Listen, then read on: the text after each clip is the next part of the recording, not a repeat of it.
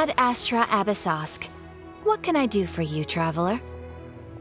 Ah, yes. I've heard that you've already made arrangements with the captain of the Crux Fleet regarding your passage to Inazuma. Is that correct? Now that I think about it, it's been quite some time since I last visited those lands. Unfortunately, I don't have any current intel that would be worth sharing with you. There you are. You're the traveler that Beidou will be taking to Inazuma, right? The fleet is nearly completed reprovisioning. Once the crews have taken a head count, we can get underway. Captain Beidou sent me to come get you. We'll weigh anchor as soon as you're aboard. Seems Beidou is the captain of her word. Of course! There are many things that the captain insists upon. I'm sure you'll see for yourself once you're on board. So you'll be heading off then? I suppose congratulations are in order. Whether the journey before you leads to the heights of the heavens or the depths of the abyss, each step you take is another achievement. Until we meet again, Ad Astra Abyssosk. Oh, it's kinda hard to say goodbye now. We practically see each other every day. Well, if that's how you feel, why not come and find me when you arrive? I'll be awaiting you on Narukami Island. So there's another Catherine in Inazuma? See? There's no need to get all sappy now. Well, I guess it's time for you to bid farewell to Liyue Harbor. Now that I've delivered my message, I'll be heading back. The ship is currently anchored off of Guyun Stone Forest. Okay, thanks for coming all this way to let us know. Just following orders. I'll see you two aboard the Alcor.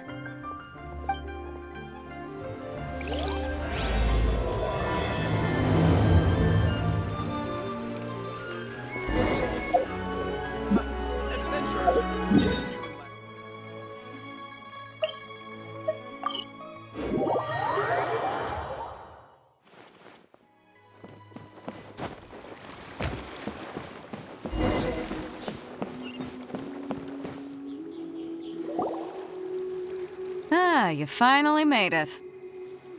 All these years, come rain or storm, the Crux fleet has never suffered a delay.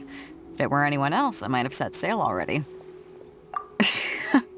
Don't look too serious, I'm only joking. You're just on time. The crew have just finished making final preparations. Well, now that everyone's here, we set sail for the land engulfed by storm and tempest. The nation of eternity. Anchors away!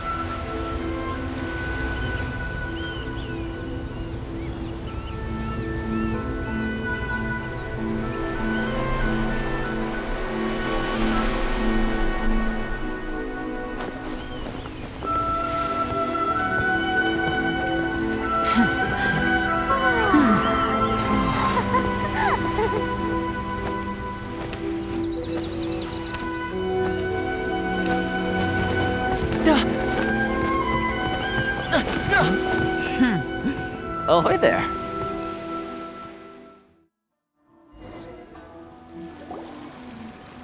So, you finally made it. You sure kept me waiting, Captain. And it appears we have a couple of stowaways. Or perhaps I should say, honored guests. Shush! You can blame your almighty shogun. The tempests around Inazuma have been growing all the more fierce lately. Though the fleet was fully up to the challenge, the inclement weather still caused some delay. Now then, let me introduce everyone. This is Toma, a trade partner that I've gotten to know recently. You don't know how long I've been waiting to see you. Toma, these two are... Oh, no need for introductions. Their reputation precedes them. Seems even the stormy seas can't keep rumors of these Outlanders' sterling deeds at bay. Oh, it's sure nice to hear you say that. With any luck, it'll give you a head start here. Toma's resided on Ritou for quite some time now. It wouldn't be going too far to say he's the fixer around these parts. If you run into any problems here, just talk to Toma. But if he tries to pull any moves on you, I'll be sure to deal with him personally the next time I'm around. No need to worry. I'm sure we'll get along just fine. Good. Then if it's all settled, I'll be going. I wouldn't want to be caught with my sails down here. I do have a wanted fugitive on board after all. Oh, right. Kazuha. Until next time, traveler. Remember to give it your all, no matter what perilous storms you may encounter. Fair seas, Captain Beto. Bye-bye.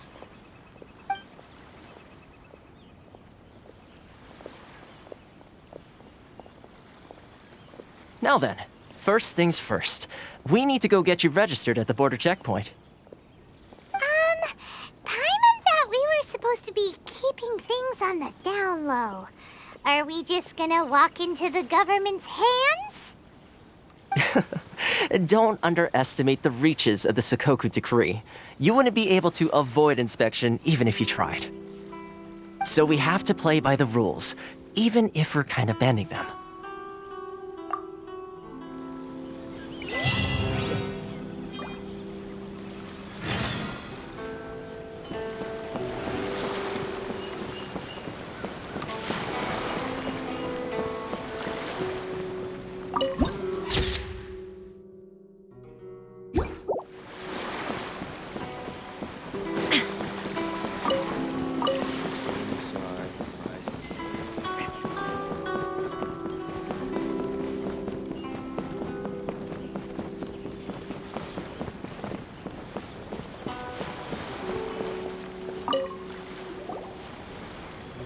Hello? Please state your name, identity, and the purpose of your visit. Oh, except you, Toma. You must be new here. Uh-huh. Excuse me? Please provide the information requested and also declare any goods you are carrying with you. Oh, well, I'm sorry. We cannot approve entry for purely personal reasons. So, unless you have a valid reason for visiting in accordance with the rules...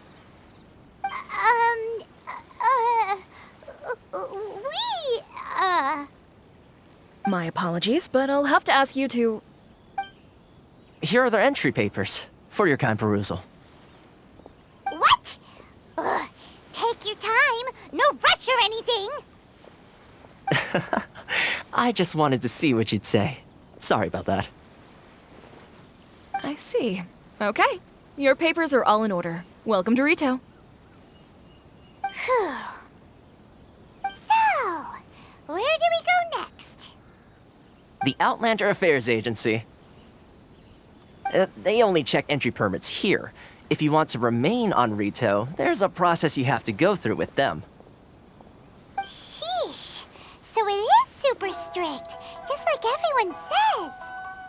Well, let's not forget that to everyday folk in Inazuma, people from everywhere else are referred to as outsiders. As the word suggests, Outlanders aren't very welcome in Inazuma with the Sakoku Decree in force. Not even on Ritou, where they've established an outsider settlement. I like how you think. I've got a feeling we're going to get along very well. Now, let's head over to the Outlander Affairs Agency. Most of the current rules were put in place by the administration of Ritou, the Kanjo Commission. The Kanjo Commission? Yes, one branch of the Tri-Commission of Inazuma, responsible for growing and managing the nation's wealth. You really haven't heard of it before?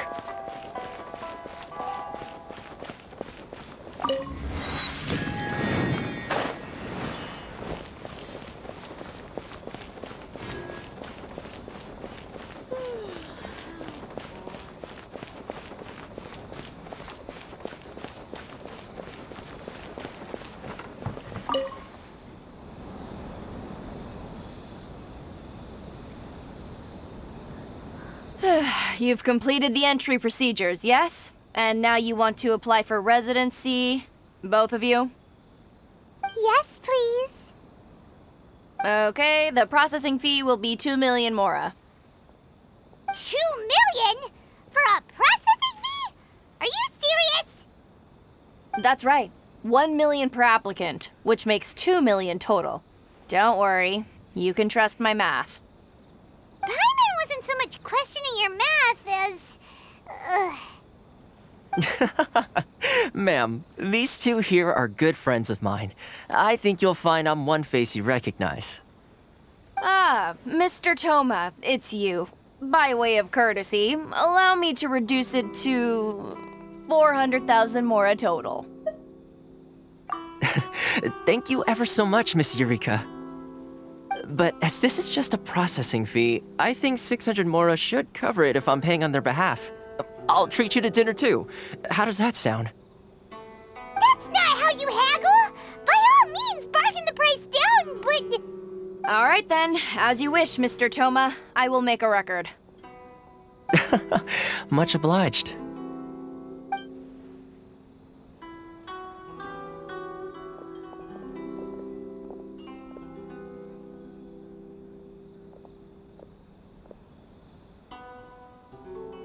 What? She went from 2 million down to 600? There's something seriously wrong with people's sense of finance around here! It's not as mind-boggling as you think. A processing fee is just a figure of speech. The way some here at the agency see it, the fees are easy money, so it becomes a question of how much they can make. So when the day comes that some poor merchant from overseas with more money than sense gets stuck here and needs to apply for residency... Then they'll milk them for all they're worth! Exactly. It's at times like this that having a local friend really comes in handy. Yes, but when you're an Outlander in Inazuma, far from home in this closed nation era, there's very little that can be done about it. The most that overseas merchants can do to look after themselves is stick together. That's how the International Trade Association came about. So it's a trade association built by and for Outlanders? Yep. And as well as advancing commercial interests, the association provides help, support, and structure for Outlanders trying to survive on Ritou. Essentially, it's an association devoted to both commercial excellence and survival skills. Sounds like just staying alive is an achievement when you're an Outlander in Inazuma. I see. So this is the real purpose of your trip. Yes, given that you are Outlanders, it's certainly a lofty aspiration. After all, the Raiden Shogun is the most exalted and revered one in all of Inazuma. She is a deity who reigns on high, while all other life gazes up in awe. Huh. I was going to say nothing is set in stone when it comes to who you will encounter in this world. Who's to say you won't happen to run into the Raiden Shogun one day after lunch? And is that likely? Okay, I'll give it to you straight. I know of a way to introduce you to the Raiden Shogun. Really? Wow, the Ritou Fixer's better connected than we thought. I mean, it will take all the resources I have at my disposal, but it can be done. However, before we get there, connections come at a high price, you understand? Not you too. No. In this instance, when I say price, I'm not talking about Mora. In fact, there's no real cost as such. It's just that if this is something you really want, you'll have to agree to help other people solve some of their problems first. I like to do things in a way that keeps everybody happy. It's my own personal rule for dealing with situations like this. Sounds very reasonable to Paimon. You're the man in the middle, so you have to trade favors to keep everyone indebted to you. Why do I get the feeling you're making me out to be some sort of crook? Never mind. Here's the situation. As I touched upon earlier, the members of the International Trade Association are constantly struggling to survive. Recently, things seem to have gotten more difficult than ever for them, so just go and check things out. See if there's any way you can help. The head of the association is called Carissio, and he's a good friend of mine. Go talk to him. I'll wait for you here. This is the Outlander Affairs Agency. Please have your document.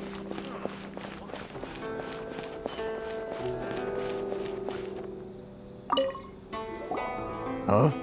Hello there. You must be seeking refuge with the International Trade Association. The Outlander Affairs Agency took you for all you're worth, I suppose. Good. That's a relief. You need to be careful, or you'll find yourself losing your savings all at once. We heard the association has been having some difficulties lately. Is that true? Yes.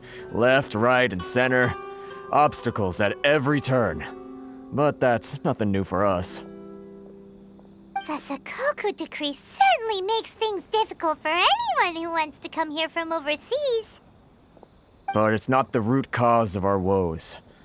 The Sakoku decree might restrict our scope of activity, but in and of itself, it doesn't stop us from being able to enjoy a comfortable existence.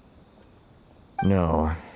What's really squeezing us Outlander merchants dry is those Mora grubbers from the Kanjo Commission.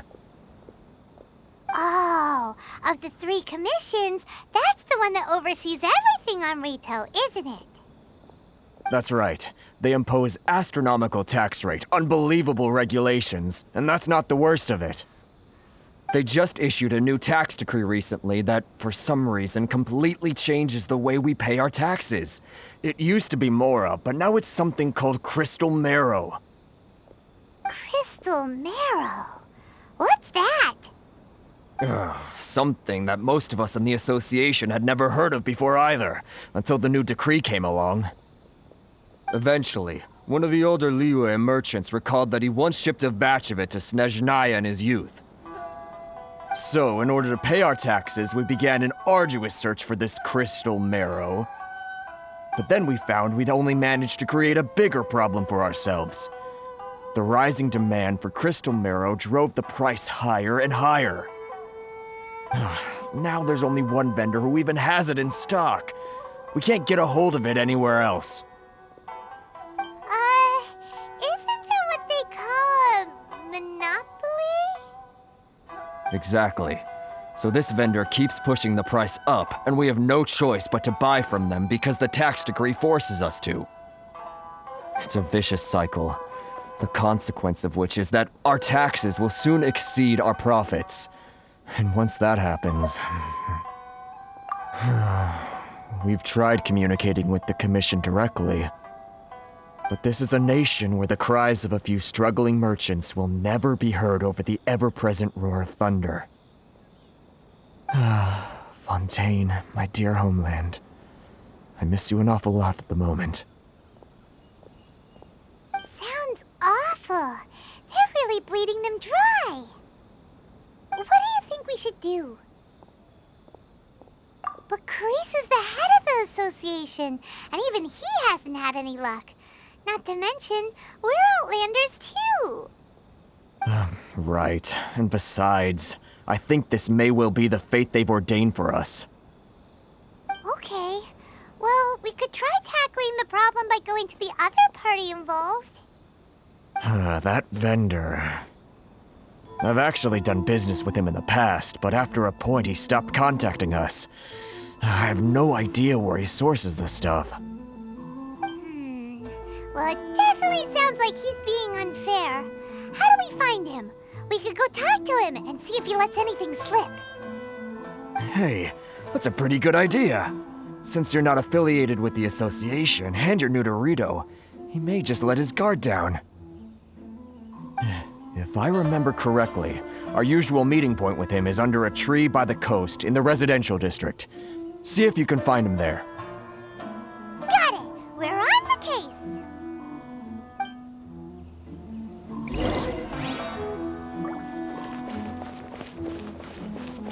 Enjoy the blessing of Lesser Lord Kusanagi.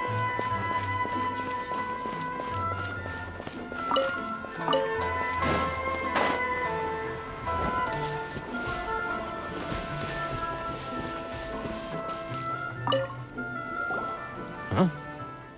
I don't think I recognize you. Are you new arrivals? So, what do you need with me? The sheer nerve. You don't go around asking questions like that. If I gave you my sources, I might as well hand you the whole darn business. Trade secret. Got it? You know what trade and secret mean, right? This guy's got a bad attitude. Ha! Are you even buying? Oh, I see what's going on here. Kurisu and his associates sent you here to try and plead their case, didn't they? They're wasting their time. The price is non-negotiable, not by a single Mora. Hey, what's your problem? Get out of here, go on. Tell them they're lucky to be buying from me in the first place, and they ought to be more grateful. If it weren't for me, they'd be in seriously hot water. What are we gonna do? There's no talking to this guy. Good idea. Let's check back in with him.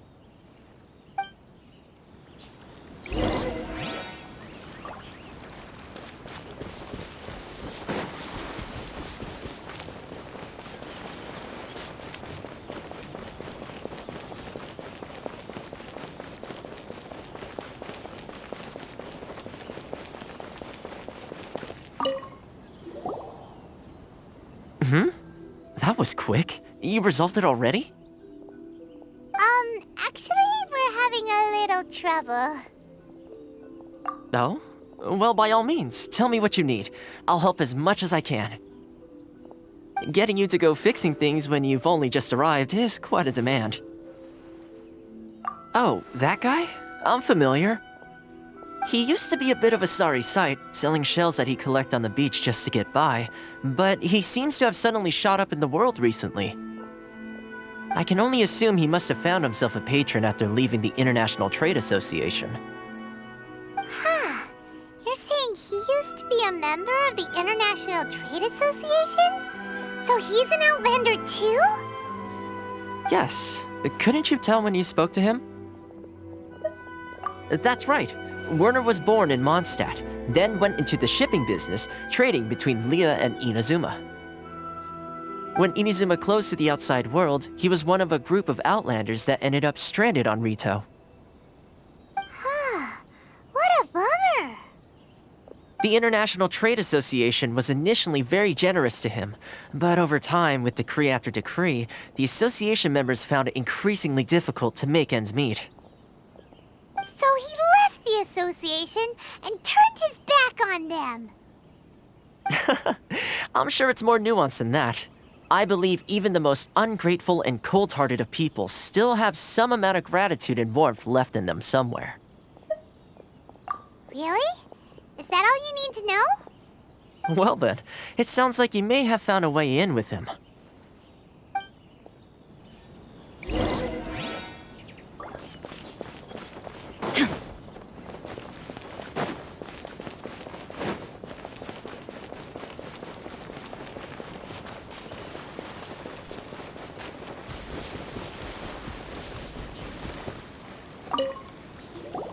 What are you doing back here? Just because I got plenty of time on my hands doesn't mean I want to waste any of it talking to you. Huh? Where's this coming from? Mondstadt? You were talking about Mondstadt.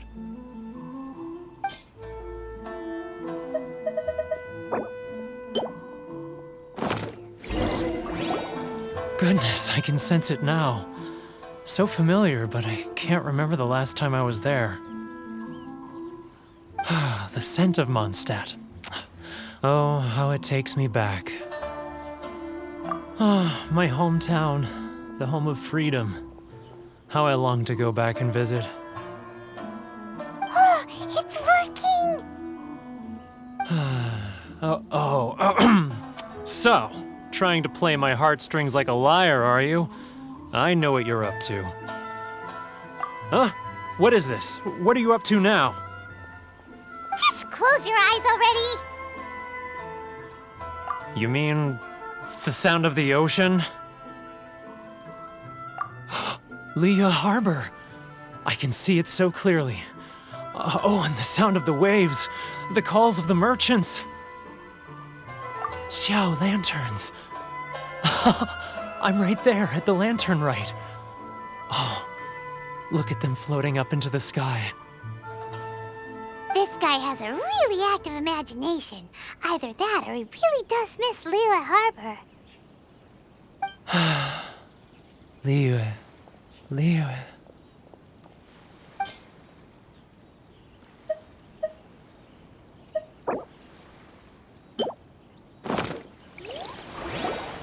Wait. Stop. That's enough. Don't make me relive it anymore. My poor heart can't take it. You mean the folks from the International Trade Association? And I suppose they are far from home, just like me. Often, I'll sneak down to the shore at night and listen to the sound of the waves. I like to imagine it's the voice of my hometown, carried across the ocean.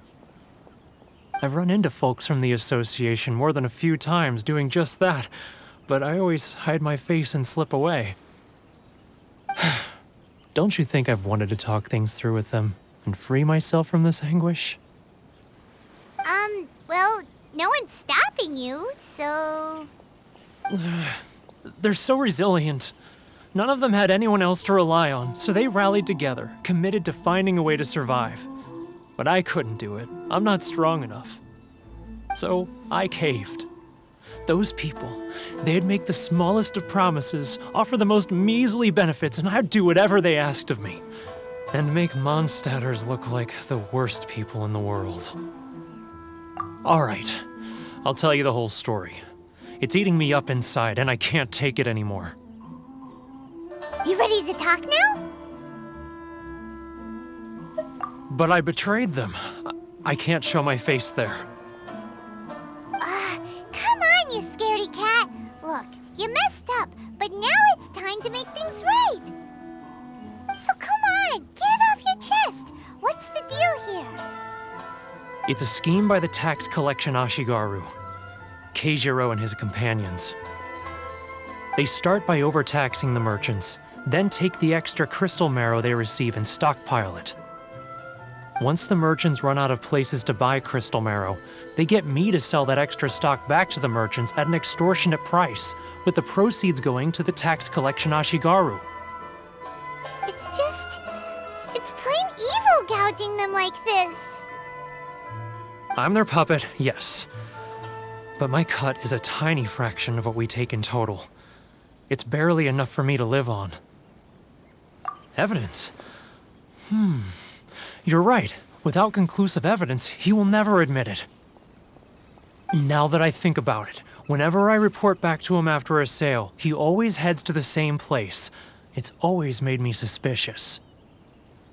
As it happens, I handed some Mora over to him not long ago. I can show you where he went if you want. Really?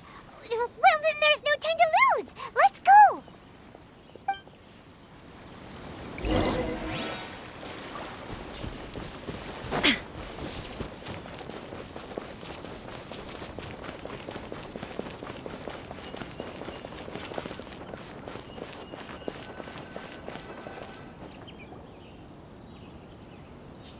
Keijiro!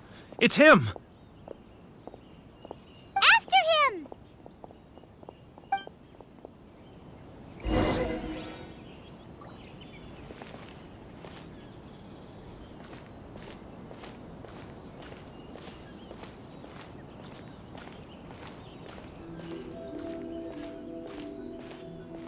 Sorry. I need to think about it. Should I close early? It's not like I'll get any customers. Too close! That's too close! He'll notice us for sure! Great wines that look no further than sailing breeze.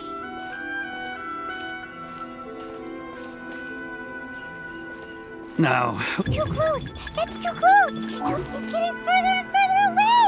Let's catch up a little! what was that sound? Quiet! Don't let him find us! Must be hearing things. Drat, I'm behind schedule. I need to hurry.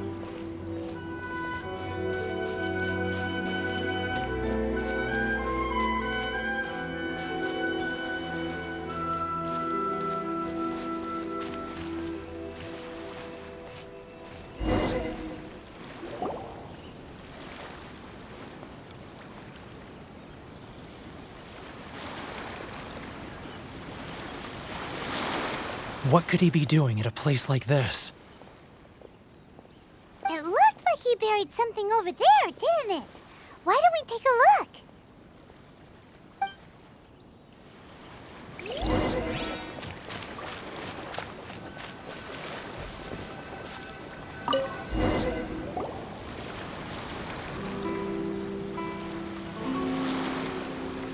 Whoa, it's a ledger.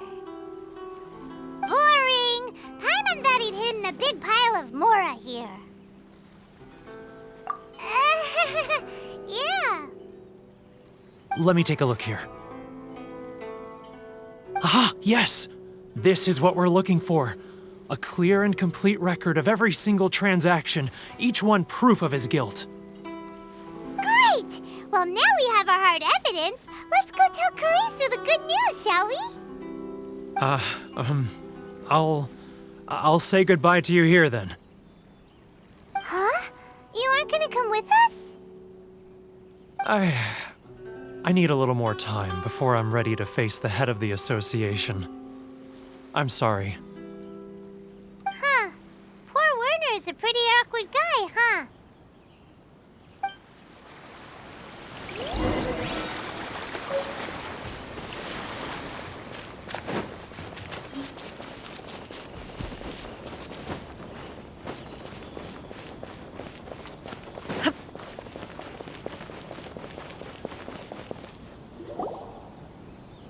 But we really don't have anything left. If this keeps up, our sales will come in at a loss.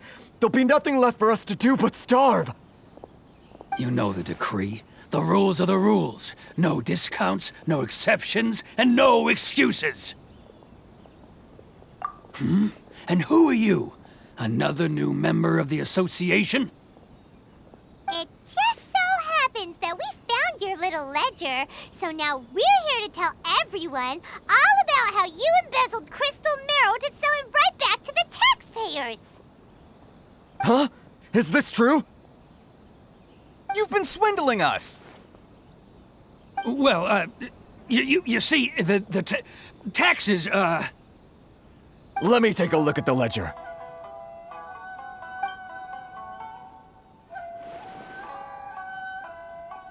Well, would you look at that? Every payment the association has made is right here in your personal ledger. So, Mr. Keijiro, it seems you have some explaining to do. How shall we settle this, So you think you can use this against me, do you? It's quite obvious that I'm merely trying to earn a modest living for myself, like anyone else. Word has it that samurai and the commission place great importance on reputation and prestige. Though I'm sure commission members won't blame you once word gets out. Huh? Is that a threat? Are you threatening me? No, not at all. I'm simply stating that it would be quite a pity if an illustrious gentleman such as yourself were to have their reputation tarnished. Well, even if what you say is true, what do you suggest we do about it?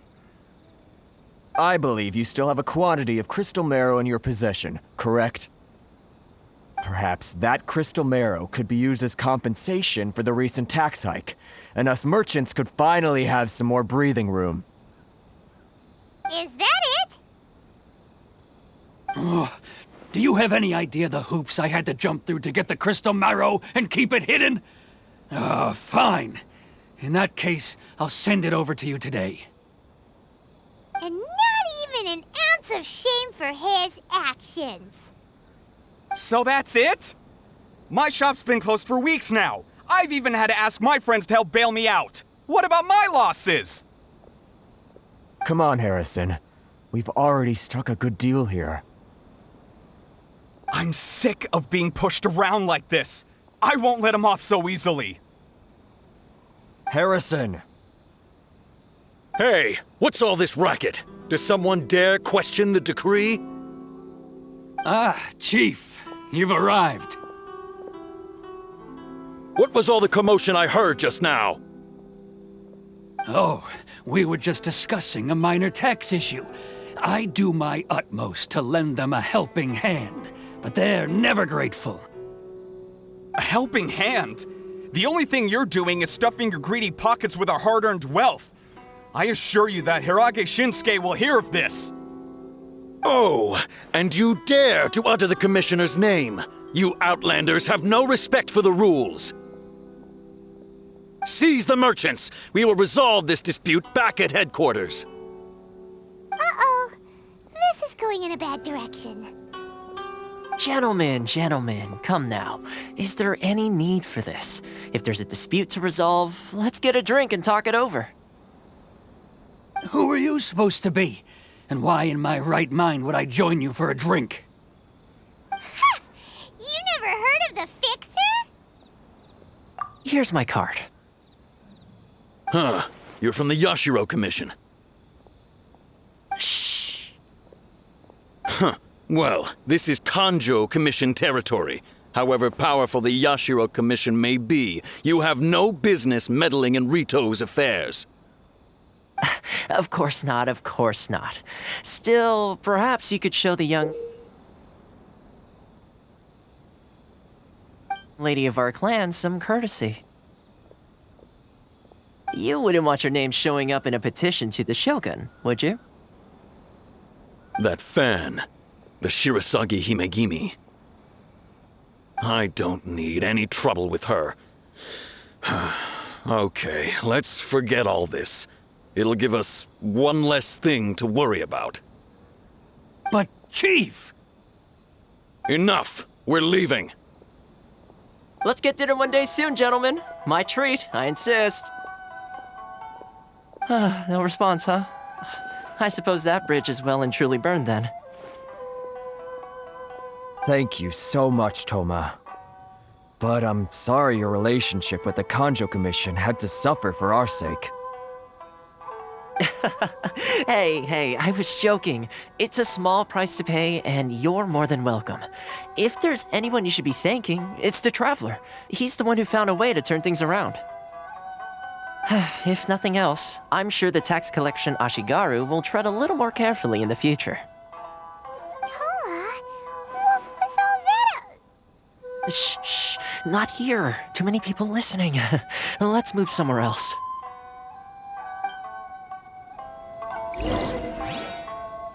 It's tyranny, plain and simple.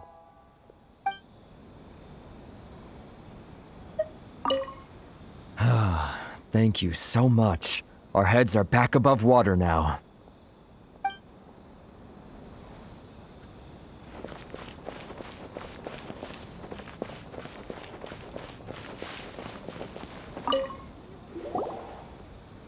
Corruption seems rife in the Kanjo Commission. They truly are rotten to the core. All right, time for me to answer your questions. What would you like to know? Straight to the point. Let me reintroduce myself. I belong to the Kamisato clan of the Yashiro Commission on Narukami Island. I'm an attendant of the Shirasagi Himegimi. You've been keeping your true identity a secret from us this whole time? So, the Yashiro Commission. Guessing that's another branch of the Tri-Commission? Correct. The Kamisato clan is the head of the Yashiro Commission, who manage ceremonial and cultural affairs. I'd go into more detail on what exactly that covers, but I'm not even sure myself. I'm just someone who was fortunate enough to be taken in by the Kamisato clan. My role is to take care of the daughter of the clan, Kamisato Ayaka, also known as the Shirasagi Himigimi. Seems like she must be super famous in Inazuma, given the reaction of those guys just now. Oh, most definitely. She's graceful, dignified, and kind-hearted too. The people of Inazuma quite adore Miss Kamisato.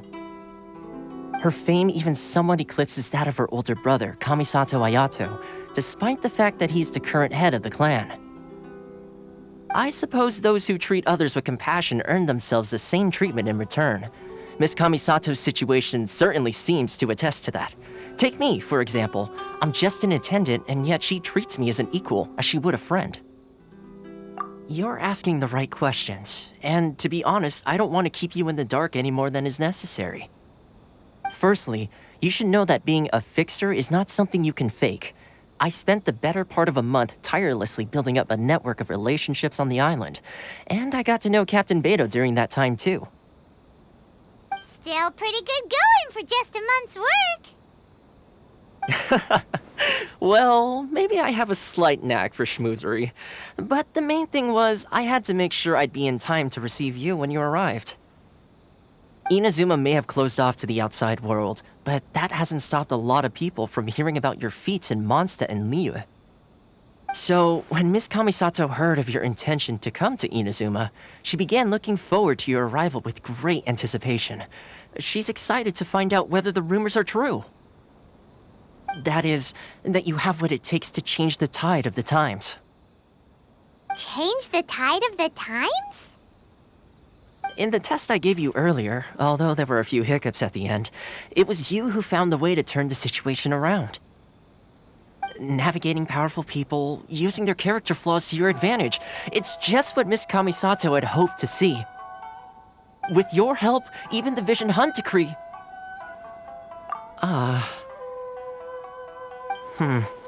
That's an unexpected development. Perhaps our sources were misleading. Yes, of course. I completely understand, and as agreed, I shall help set that up for you. Toma sure didn't put up much of a fight. Well, my work on Ritou is done. So I suppose this is goodbye for now. Oh, one more thing. This invitation letter is for you. When you get to Narukami Island, you can find me at the Komori Tea House, as per the letter. Good luck with everything. See you soon.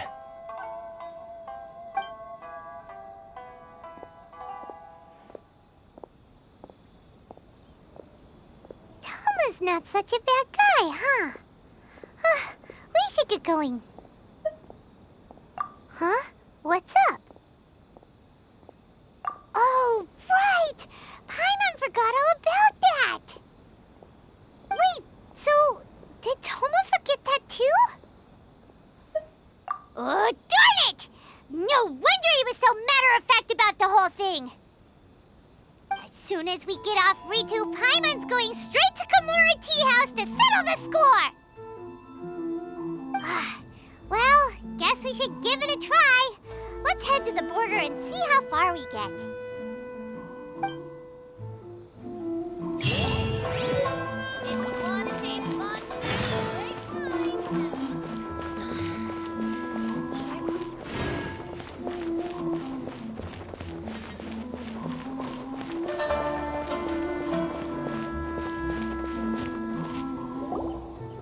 Stop there! Present your travel permits. Sorry, but we really gotta get to Narukami Island. It's kinda urgent. If you don't have a travel permit, this is as far as you'll get. Those are the rules. As expected. Traveler, you gotta think of something. How do we get out of Ritou? Are you saying we should go and meet with the Kanjo Commissioner? Guess it can't hurt to try, even if Paimon has a few choice words to say about his subordinates. Who knows? Maybe he's our biggest fan.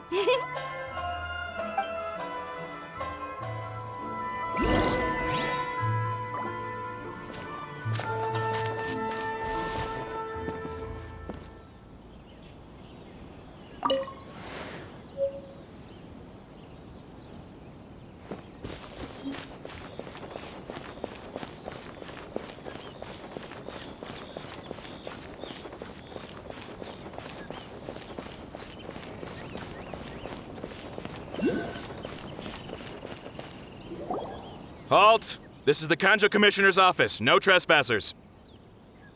We're here to see, the Kanjo Commissioner? The Kanjo Commissioner seldom entertains Outlanders. Leave now or we'll be forced to... Ah, wait. Oh, Commissioner!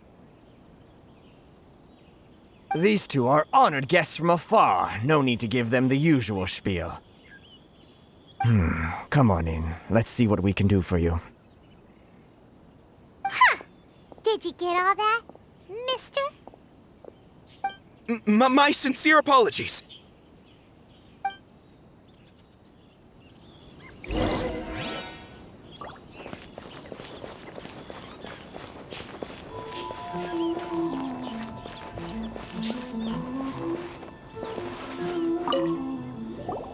I am Hiragi Shinsuke, Kanjo Commissioner and head of the Hiragi clan. It's an honor to meet you both. Nice to meet you, sir. So, the reason we wanted to come and see you was because... All right, all in good time. Two travelers renowned far and wide have shown up to see me, and I should very much like to make their acquaintance. Let's not limit this to business only. So what you're saying is, we really are pretty famous, huh? Absolutely. How many other people in the world have what it takes to knock the wind out of Storm Terror's sails and put the Overlord of the Vortex back under the sea, eh? Exactly! Paimon thinks you make an excellent point. And I hear you also foiled a Fatui plot in Liyue Harbor. Even beat one of their harbingers in a duel. Is that true? Whoa, you heard about that too? Yep, it's true, all right. As I thought. Something wrong? No. I'm simply awestruck by you both is all. Ritou is greatly honored to have you visit us. One other thing I heard about you is your great zeal for helping other people.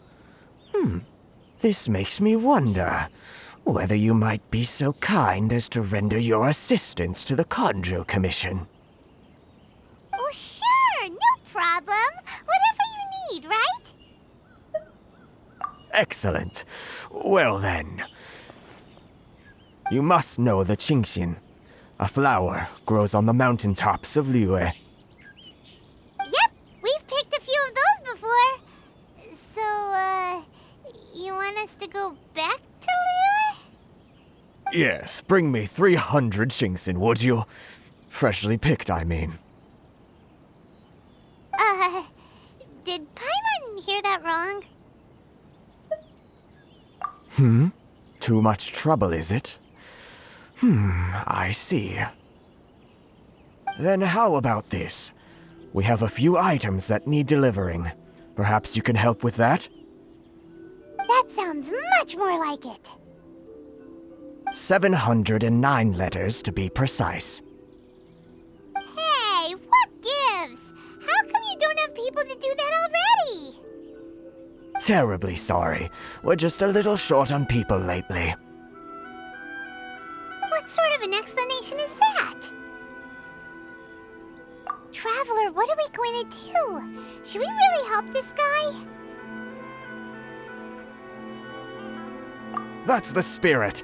Don't keep me waiting too long now.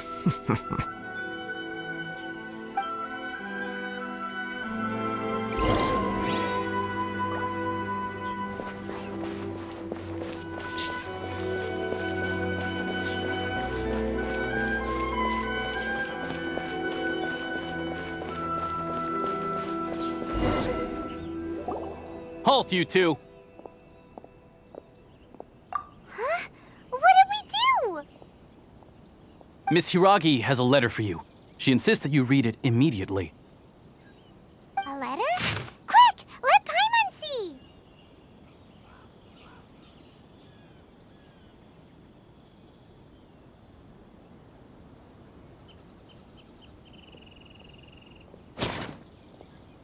So this means she wants you to secretly meet her at night? But you didn't seem surprised at all by this. What's going on? Paimon knew something just didn't seem right about him. Let's ask her tonight and see what she has to say.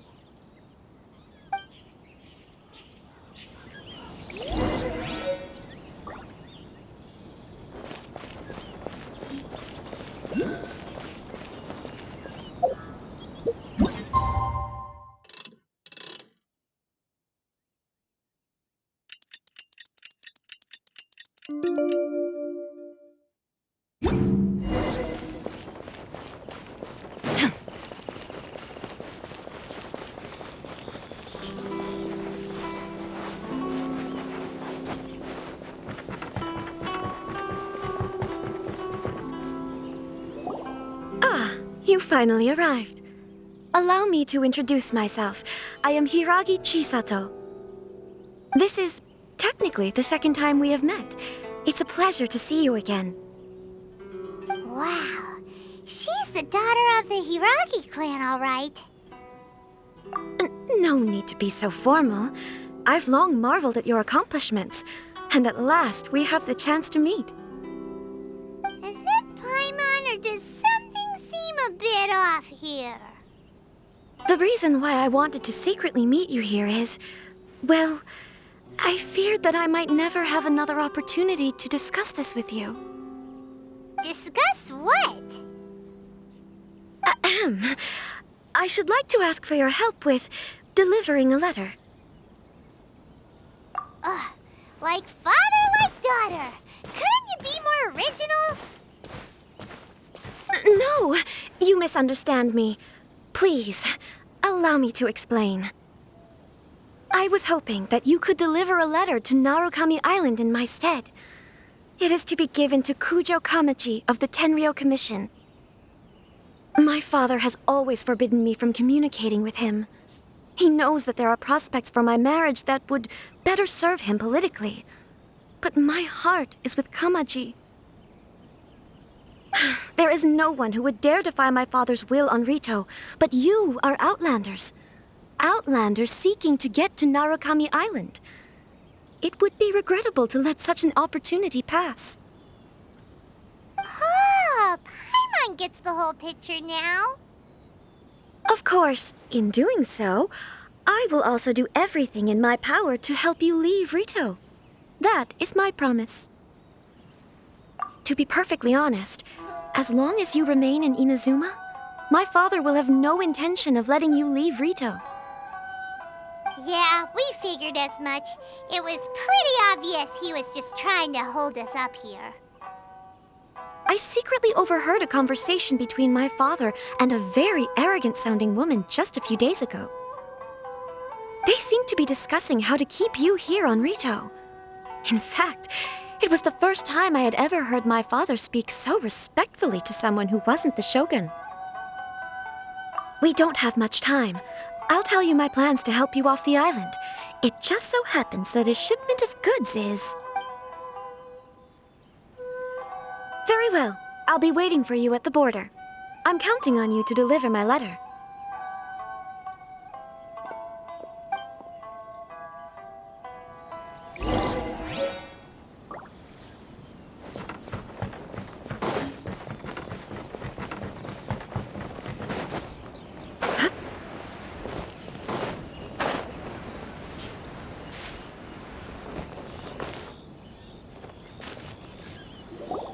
Hold on, please. These goods are being sent to Watatsumi Island? My lady, this is an unexpected honor. You are correct.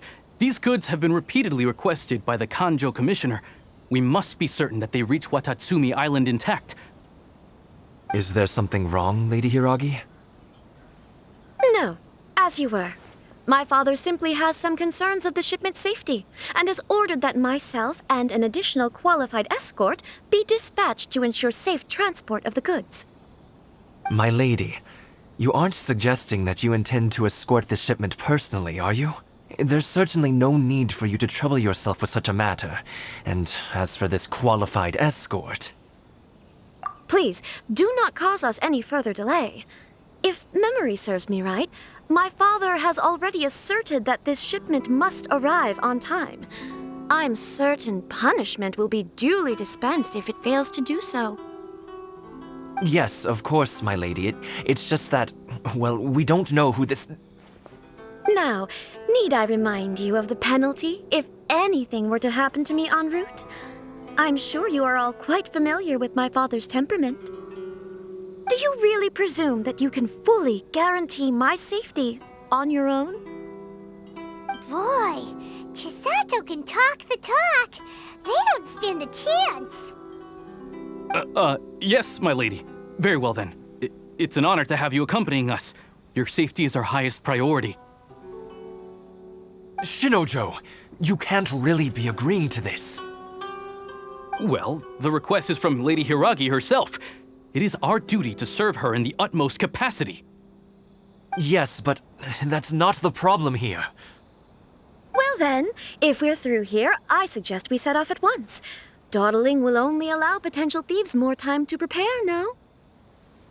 Yes, my lady. You heard her. There's no time to lose.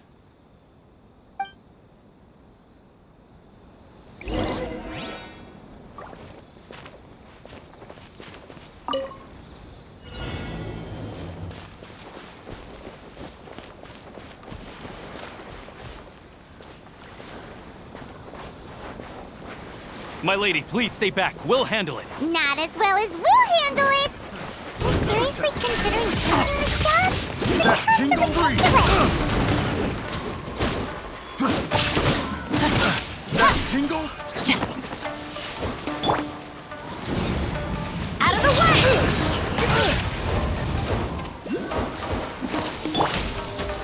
Justice will prevail! There is no escape! Have a little. That tingle? I'm going in! Huh? Freeze! That's gonna hurt in the morning. Inazuma shines eternal! Ha! Ha! Ha! Not careless. Illusion shattered! Such a pain.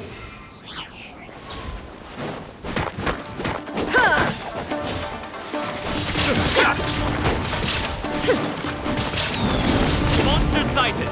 Prepare to counterattack! Protect Lady Hiragi at all costs! We'll take care of this. Stay with Chisato. No turning back!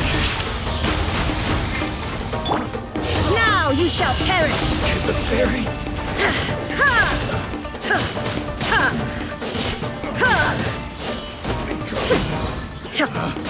Picked the wrong test subject.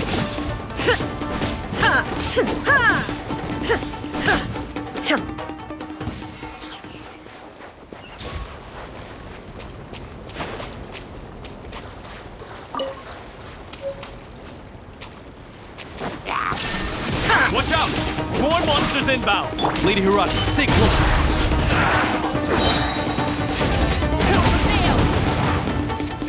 I'm going in! Strike! Inazuma shines eternal!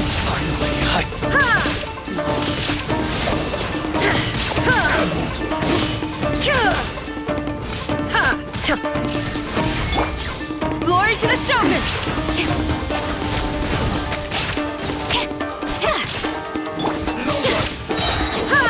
Now you shall perish! This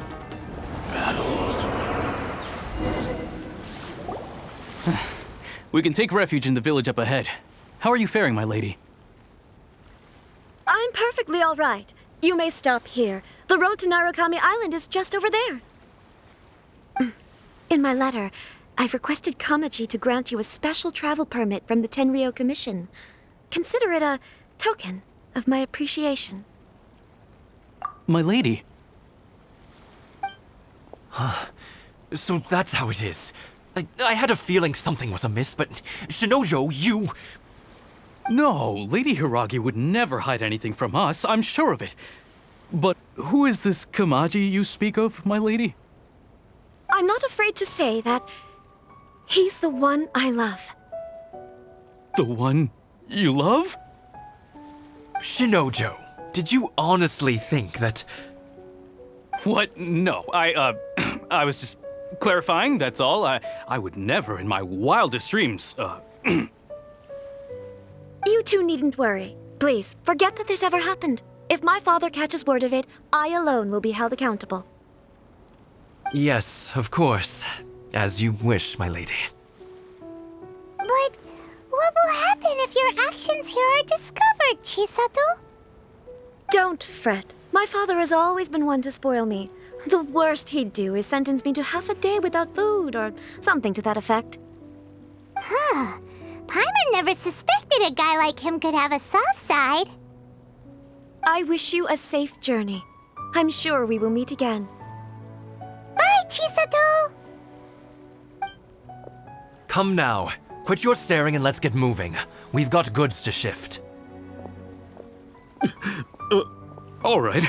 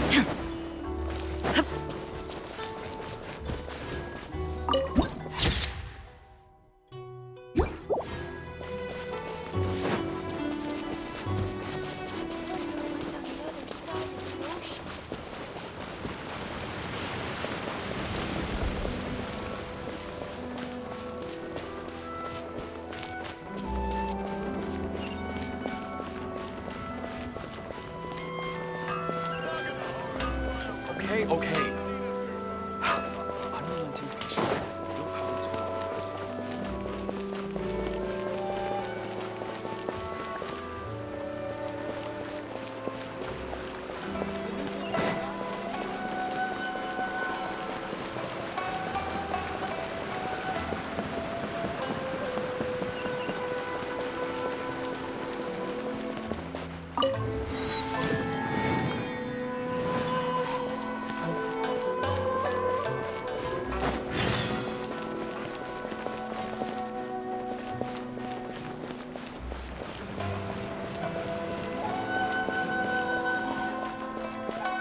Special inventory for sale.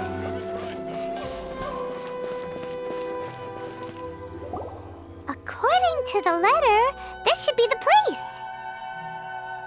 Sorry, we don't serve the general public.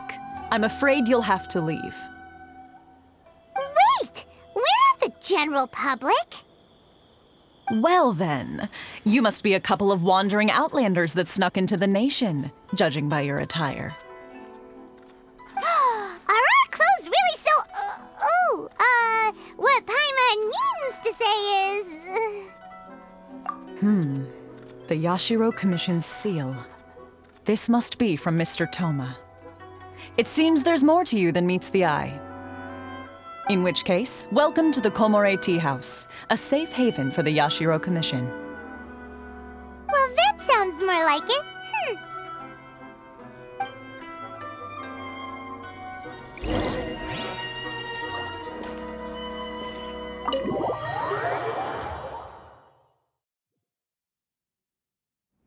Well, now that we're here, where's Toma? Paimon doesn't see him anywhere. Do you think he forgot his promise to meet us? Who forgot their promise? I was beginning to think you'd forgotten about me. What? Is that dog talking to us? Relax, no need to look so surprised. I take it this is the first time you've seen me in this form? Huh. So you didn't see anything like this when you were in Liyue Harbor? Now that you mention it, this does suddenly seem less out of the ordinary. All right, I've had my fun. Hey! You're this close to getting an ugly nickname, mister! Well, I've had some time to kill, given that I've been waiting here for you for so long, as was the case in Ritou. So I came up with this little fun greeting for when you arrived. But in all seriousness, I would like to apologize about that little test you went through earlier, though it was quite necessary. It helped us determine whether or not to bring you before Miss Kamisato, and whether you had the courage to face the lightning alongside us. Don't think that Paimon's gonna forgive you just because you're getting all serious now. Sorry, did I overdo it? My apologies. Let me just say this. You've often found yourself skirting the rules from the very beginning, haven't you? Naturally, this is due to your unwavering and resolute determination. A long time ago, we had a friend who was much the same, but when the lightning struck... so you've heard of his story. His light still burns all the more brightly. Yes, of course. I will bring you to the Kamisato residence where the Yashiro Commission is located. But before that, there is one other place I was hoping you both would accompany me to. Oh? Where? I would like you to come with me to the statue of the omnipresent god. It's still under construction now, but you can already see it from practically anywhere on Narukami Island.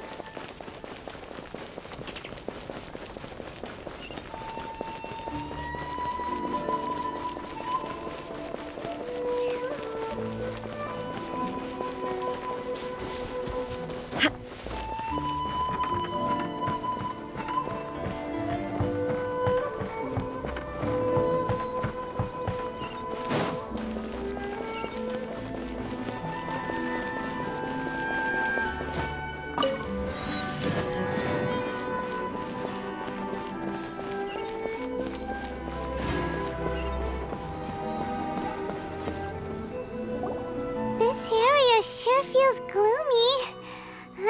People probably don't come here often, do they? Huh? Are Paimon's eyes playing tricks? Or are there things embedded in the statue? Visions. Visions? You mean all the visions that are collected from the Vision Hunt decree are put into this statue? So you've already heard of the Vision Hunt decree. Before I try to explain, I should perhaps remind you first that Mondstadt is the city of freedom, and Liyue is the city of contracts. As for Inazuma, it's known as the Nation of Eternity. The Raiden Shogun is both the nation's most powerful ruler and its deity. The Eternity in question is her endless and unchanging will to rule over Inazuma. As such, she relies on the Tri-Commission to regulate the nation's affairs and the Sakoku Decree to limit the people's movement. The Shogun wishes to keep Inazuma in stasis, allowing the stream of time to flow from one end to the other without disturbing it for all time. Seems like every god has their own will. Of course, this is my own limited understanding. As for the reason behind the recent Vision Hunt decree, perhaps the Shogun believes that visions grant people the power to change, and that her eternity doesn't allow for such instability to exist. Whatever the case, the fact is that the Raiden Shogun has dispatched the Tenryo Commission to scour the nation for visions, embedding each one in this statue. And this statue of the omnipresent god can be seen as Inazuma's symbol of eternity. But if that's the case, wouldn't you say that the Raiden Shogun is being, I don't know, selfish? Only Outlanders such as yourselves would ever dare speak out so directly against the Raiden Shogun. And yet, I agree. The Vision Hunt decree is something that simply should not exist. And Miss Kamisato has been committed to fighting it since the day it was announced.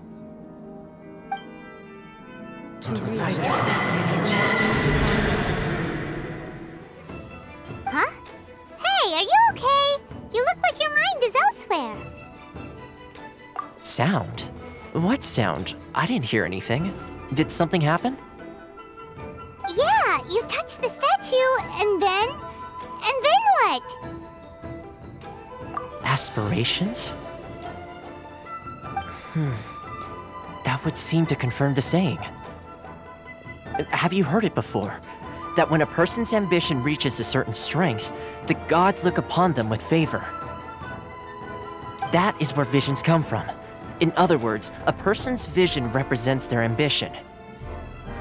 So if what you just said is true, then the ambitions of these people are stronger than I imagined.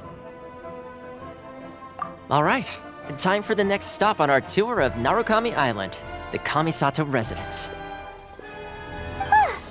Finally!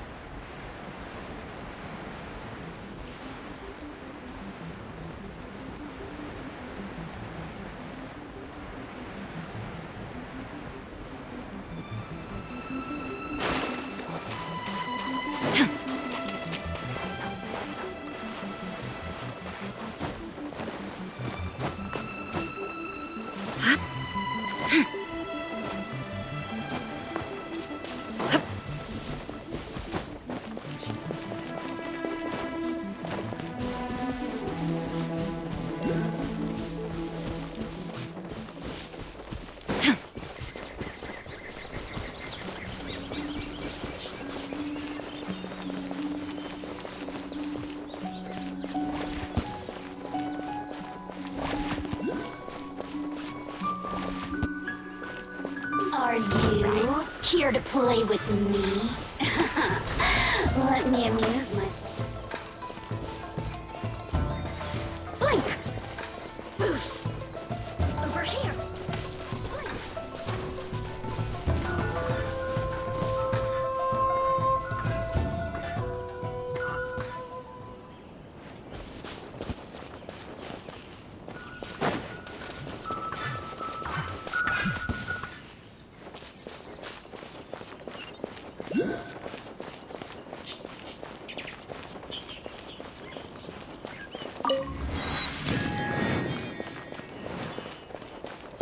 I shall protect the lady of the clan.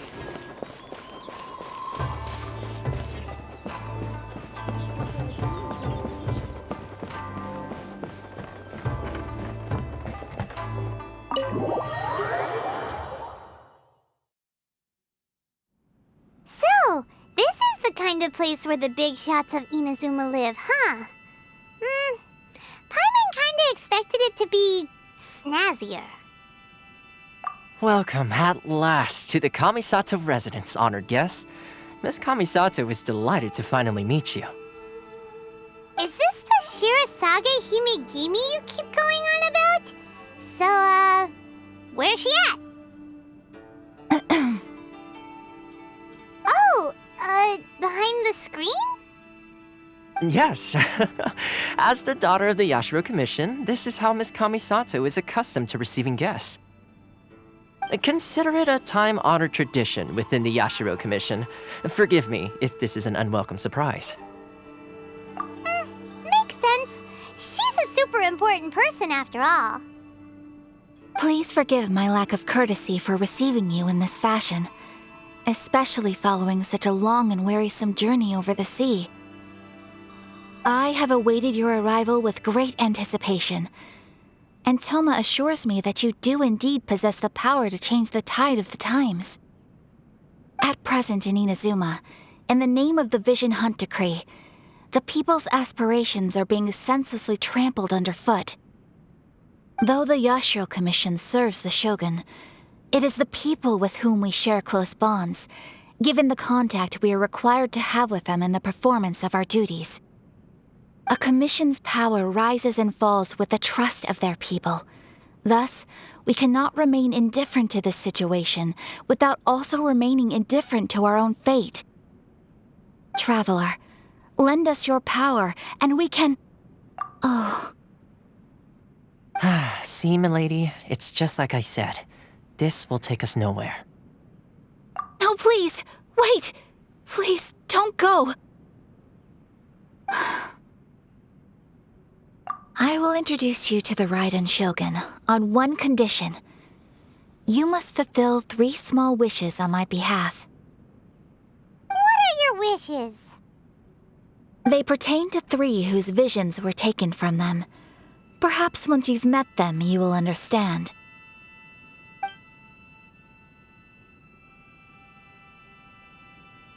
A warrior who guards a village, a former samurai who helped carry out the Vision Hunt Decree, and a Swordmaster determined to become the best in the world. Does Paimon got that right? Correct. Please do all you can to help them. I will await your return here. Then you have my gratitude. I'm sure you'll do great.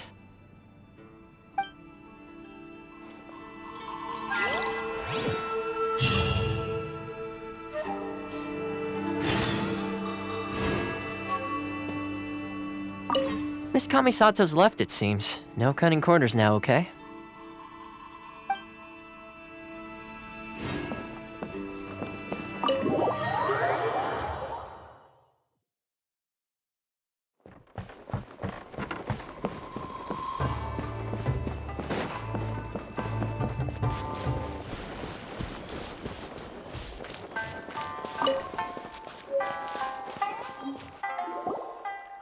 Where's the person Ayaka told us about?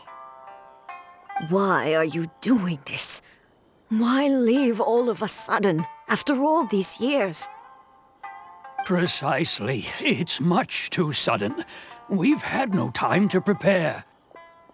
The children are desperate for you to take them out to play. Please, we urge you to reconsider. That must be the guy Ayaka told us about. Let's go over and see.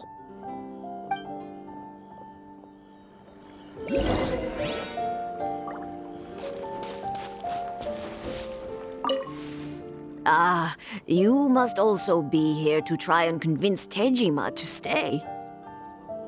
Tejima has protected this place ever since he arrived here 30 years ago. Keeping out the treasure hoarders, fending off any monsters that draw near, resolving quarrels between the villagers. He has put an enormous amount of work into looking after this place, and we all think the world of him. But now, all of a sudden, he says he plans to leave us. We can't help but wonder, was it something we did? We will gladly apologize if that's the case. All we want is for him to stay.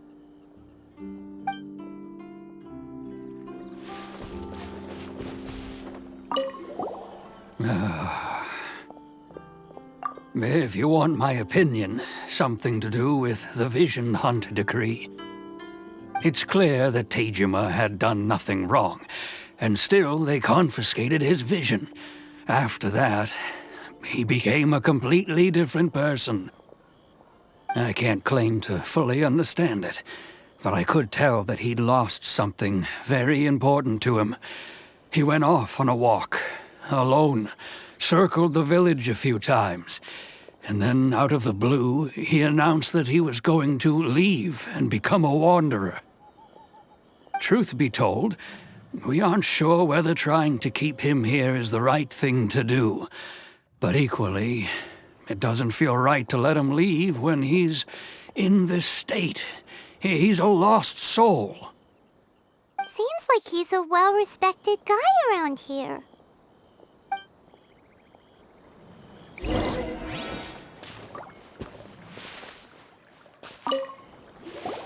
You must be Tejima. So what's made you want to up and leave all of a sudden? Me?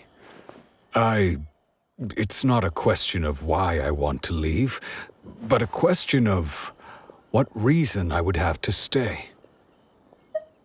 True, but that's not why I chose to stay here. And what made me want to come here 30 years ago? And why have I never wanted to leave in all that time? I don't have answers to those questions because I can't remember anymore. Ever since they took my vision away, it's like a slice of my memory is gone. In the past, I knew I wanted to stay here.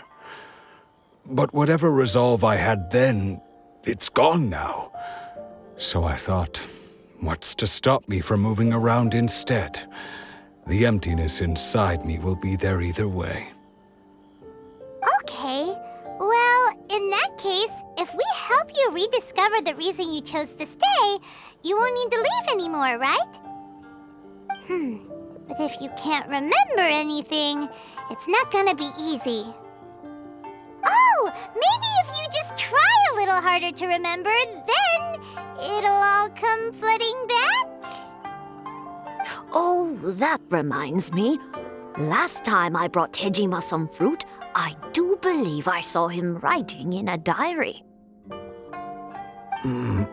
I keep a diary? If you say so. I honestly can't seem to remember.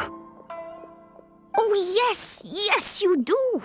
And what's more, I remember you saying at the time that you wanted to make a note of a few interesting things. Things which would prove very important at a later date. Perfect! So if we want to keep Tejima from leaving, we just need to find his diary. It must be around here somewhere. Let's take a look. If you don't mind, we will leave you to find the diary. We should head back to the village to inform the others of Tejima's situation.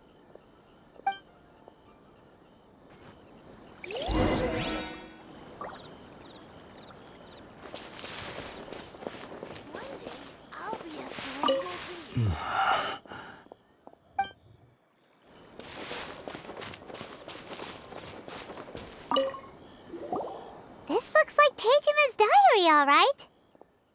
Let's see what we have here. Today, the villagers and I got together to cook dry braised salted fish. I messed up and burned mine a little, so I had to pretend that it was black snakehead instead. Today, I helped rescue a kid who had fallen in the water.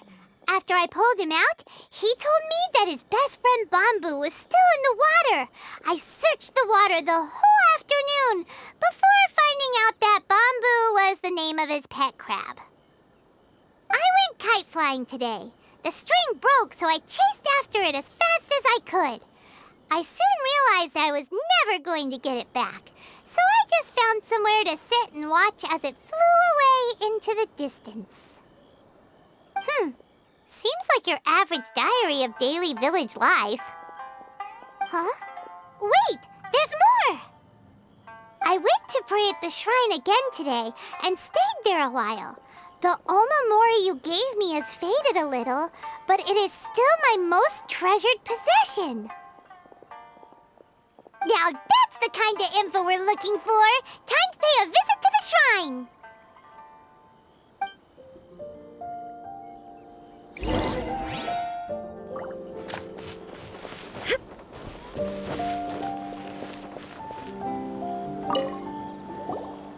So this is the Omamori Tejima wrote about. Interesting. Looking at the color and the design, Paimon would have thought it belonged to a child. But anyway, if he had this with him all the time, there's a chance some of his elemental energy remained on it. Do you think that it might come in handy?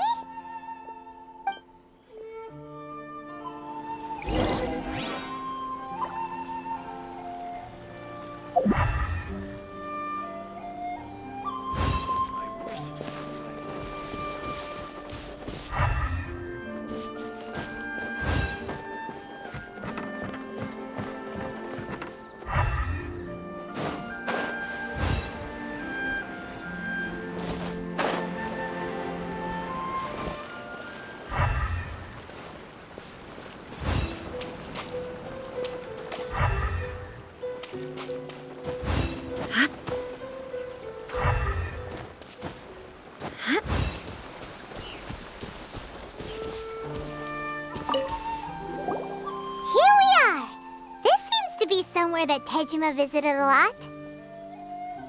The soil looks like it's been disturbed. Maybe Tejima buried something precious here. Something that kept him in the village all these years? Must be something pretty amazing if it made him stick around for 30 years. Let's dig it up and take a look. It looks like a letter. The paper's gone yellow. Must have been written a really long time ago. Konda Village. Sounds so familiar.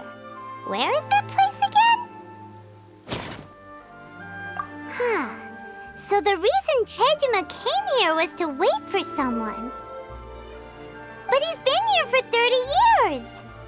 Oh, guess they didn't show up in the end, huh? Well, let's go give Tejima his stuff back and take it from there.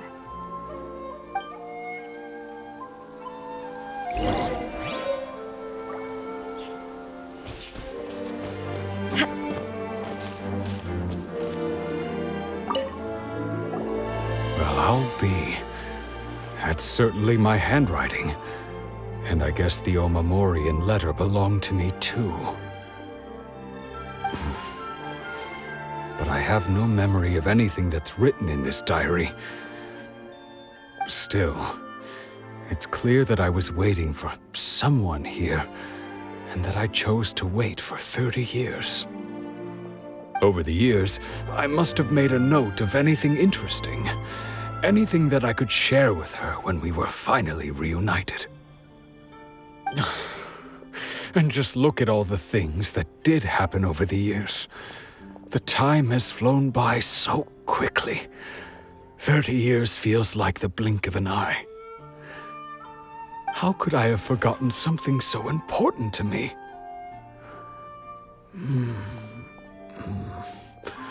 Now that I think about it, when my vision was taken from me, it felt like I'd suddenly been hollowed out. Love, regret, everything I felt for her, it's all disappeared. No, not especially. After all, I've forgotten who she was. Her face, her voice, the things we experienced together. I barely recall any of it. It's as if she'd never been in my life to begin with. As if all these years have been nothing but a hazy dream. I think maybe not. If this is something I waited most of my life for, I suppose I should carry on waiting. Although, what if she were to turn up eventually, only to find I didn't remember so much as her name? Wouldn't that be upsetting for her? When I think about it like that, I do feel a slight tinge of sadness in my heart. How curious. Why am I thinking like this when I don't even remember who she is? It's just like that feeling of emptiness, the feeling that something is missing.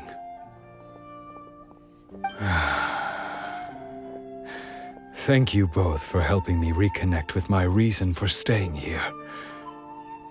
I shall remain here and keep waiting for her. Tejima seems to be dealing okay, but still, it makes Paimon really sad. Seems it's just like Ayaka and Toma were saying. If you lose your vision, you lose all your hopes and dreams too. That certainly explains the state Tejima was in earlier. At least we were able to help him, weren't we? Well, let's go find the next person. According to Miss Kamisato, the second one who lost their vision is a samurai from the Tenryou Commission. Whew! We're finally on our own way again! I suppose it's time we find Toma. Now, where did he say he would meet us again? Oh, right! Komori Tea House!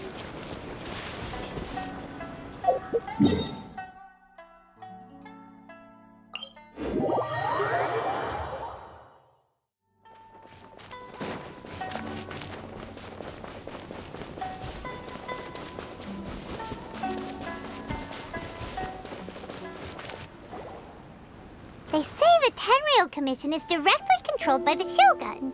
They're the ones responsible for maintaining law and order in Inazuma, the ones actually enforcing the Vision Hunt decree.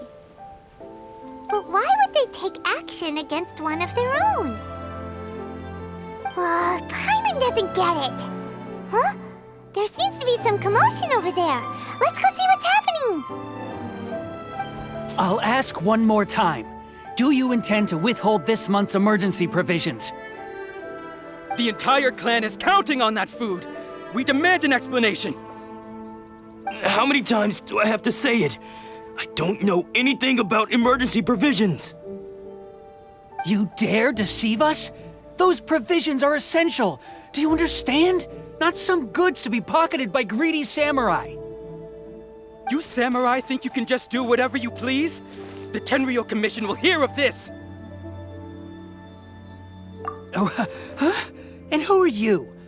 One of Kurosawa's gang, no doubt. What? We just happened to be passing by! We heard the commotion and came to see what the matter was. I see. You seem to have come just at the right time. Perhaps you can help us settle this matter. This is Kurosawa. He's a samurai and a member of the Shogun's army. They issue emergency provisions to the area, and he's the one responsible for distribution. In the past, we'd simply ask him for provisions and everything would be delivered. Now, he suddenly refuses to give us anything. He's keeping the provisions for himself, I just know it. We'll starve without them. No one seems to care about us. We used to think Kurosawa was a kind man, but he's shown his true colors. He's the same as all the other samurai. It's no wonder all the visions have been confiscated.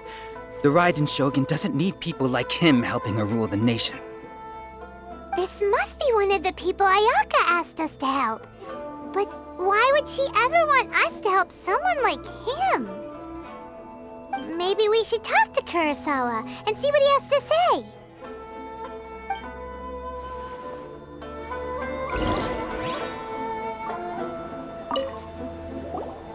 I've never even heard of these emergency provisions. I don't know whether it's rumors or whether they're trying to blackmail me. But either way, it's ridiculous. If I was hoarding supplies, would I still be the poor man I am today?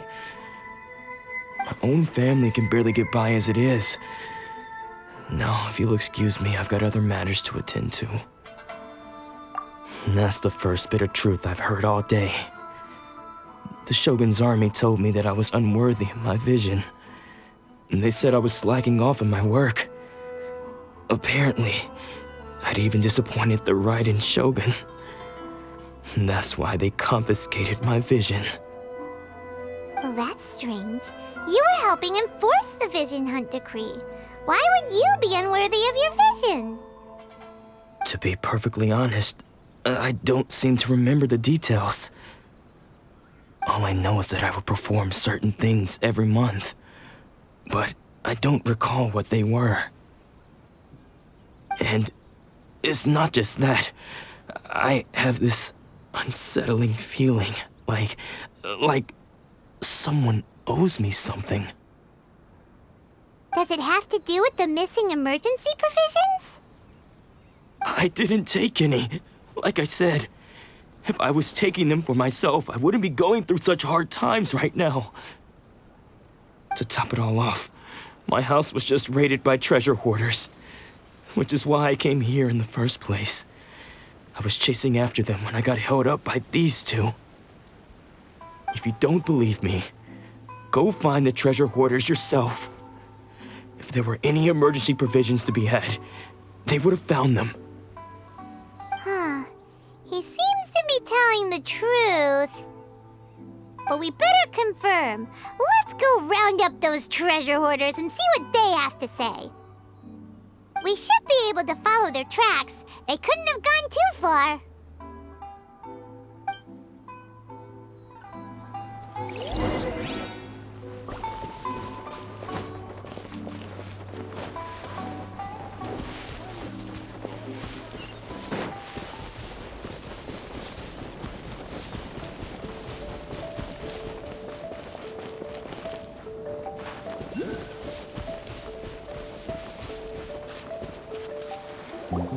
We really outdid ourselves this time. All those samurai houses packed with goods, we really hit the jackpot. I mean, besides that one house. You haven't seen anything yet. There'll be a lot more where this came from. Today's just the beginning. I'll be leading you all on an epic journey of pillage and plunder that will go down in hoarder history. You demand, boss! These seem like the treasure hoarders we're after. Let's teach them a lesson!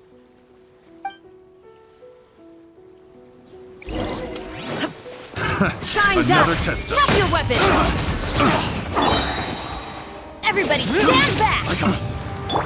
You're okay. Have a little Hands taste. where I can see them! I got careless.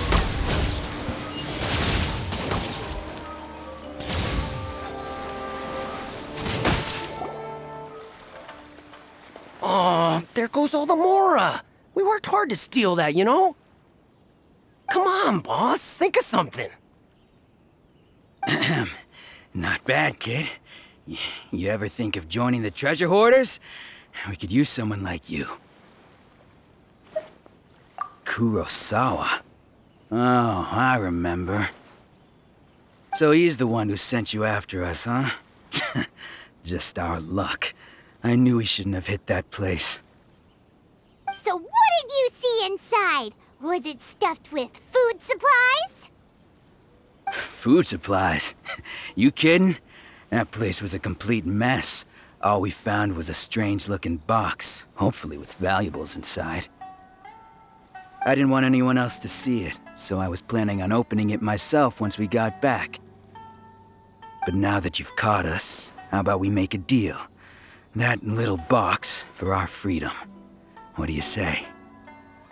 You've got a deal! Now show us what's in the box! Huh? What the?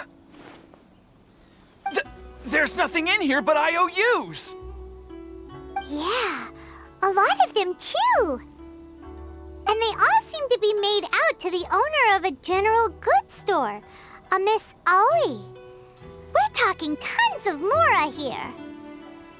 We better talk to this Miss Aoi and get to the bottom of this. As for you guys, you're free to go. Just pray that our paths don't cross again. Yes, of course. So, we redeemed ourselves for some IOUs. Does that mean we broke even? Shut it. Let's just get out of here.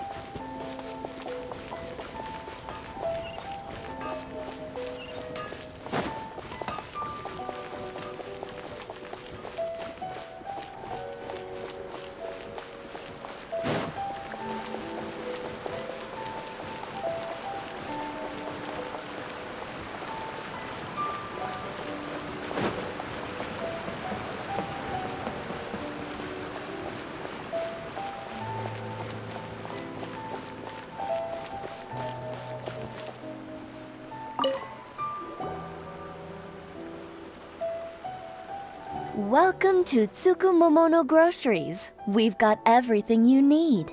Can I help you find something? Or perhaps there's something you want to inquire about? Ah, so you're friends of Kurosawa, I take it? Perhaps you're here to pay off his debts. Whoa! Let's not get ahead of ourselves. We're just here to learn where they all came from. How did Kurosawa end up owing you so much money? Did he buy anything super expensive here? Let me think. Kurosawa would come regularly to purchase large quantities of foodstuffs. He'd always put the payment on his own account. However, the price of provisions began to skyrocket recently, and his salary was no longer enough to cover the cost. So, he started writing out IOUs to cover whatever he couldn't afford of the usual amount. So that's how he was getting those emergency provisions. But why did he have to purchase a usual amount? If the prices increased, couldn't he just buy less? Well, if you think about it, the citizens receiving the emergency provisions must have been carefully calculating how much they needed to sustain them each time. Kurosawa thought that it would be quite the disappointment for them if they found they didn't have enough, especially after such long and careful planning. So he deemed it necessary to take on the debt rather than let the people down. Wow. Kurosawa was purchasing all the emergency provisions at his own expense. And no one ever appreciated what he did. They just complained and held him accountable. People's attitudes will always reflect their circumstances. In the face of hardship, nobody cares to think twice. If you ask me, had Kurosawa told everyone the truth about the supplies from the start, then there wouldn't be such a severe backlash now. Of course, I'm sure there would still have been some unrest. What he was doing was truly a thankless deed. As for why he chose to spend his own money on emergency provisions and never tell anyone, I'm still not too clear myself. If you're still curious, why don't you go ask him yourself? I see. That reminds me, it seems that his vision was recently confiscated. Most unfortunate. If he doesn't clear the debt on his name, he'll have no choice but to sell that sword that is so dear to him. Sword? What sword? Oh, didn't he tell you? He possesses a very valuable blade. He's carried it for years now. I've asked him about its origins. He told me that it was a gift from his father, that it was too precious to sell.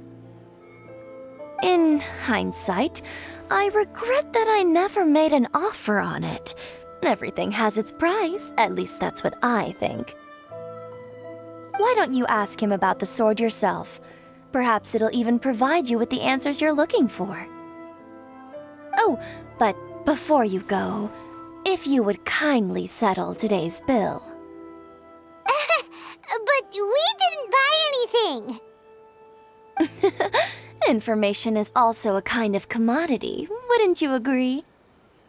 Don't worry, I won't charge much for information about Kurosawa. Nothing we ever discussed was explicitly confidential anyway. Oh, let me think. 2,000 mora should be a fair price. At least we now know where the emergency provisions were coming from.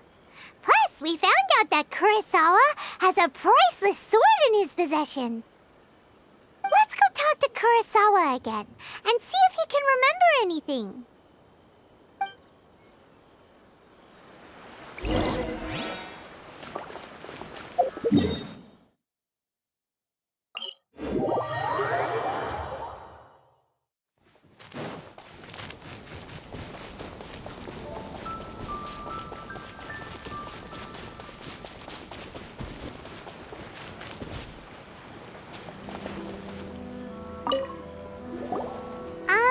What are you doing here all by yourself? Where did those other two go? I presented them with a choice. Either they left or I drew my sword. They left. It turned out to be a real time saver, actually. Perhaps I should start using it more often. Did you manage to track down the treasure hoarders? Everything I said was true, right?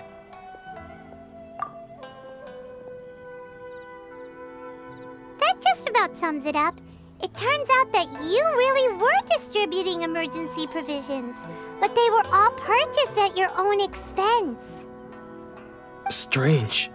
Is that really the kind of person I was? I don't really have any such recollection.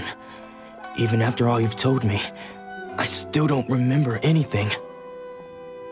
Why was I purchasing emergency provisions for everyone? And why would I put myself in such a difficult situation? I really don't understand.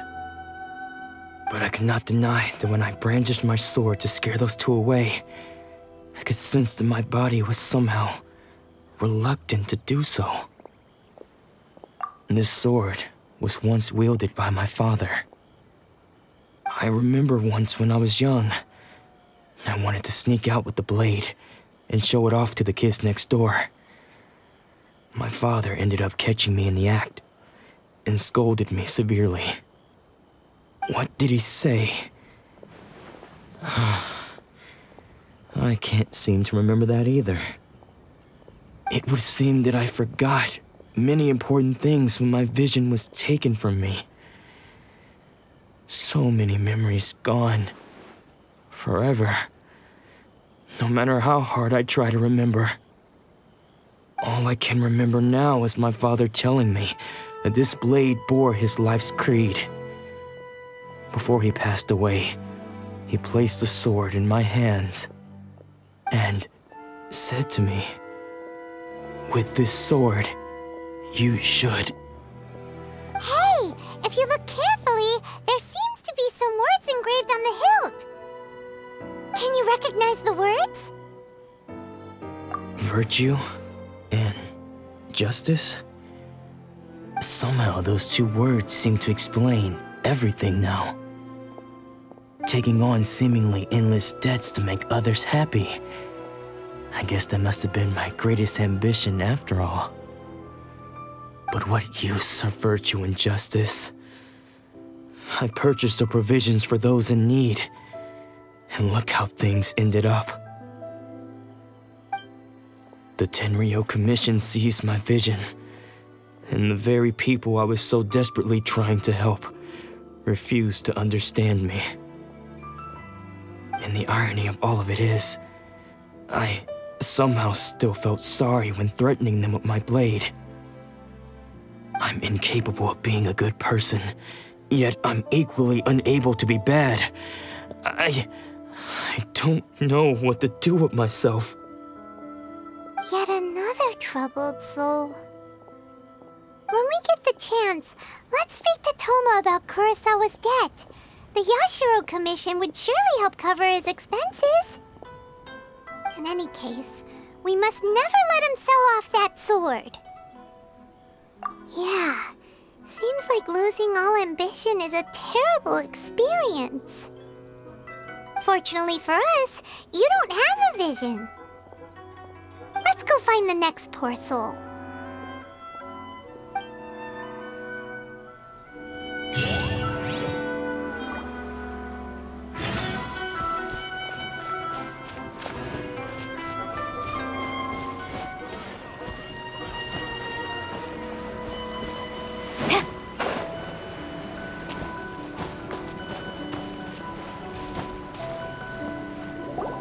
The third person who had their vision taken is supposed to be a famous Swordmaster around these parts.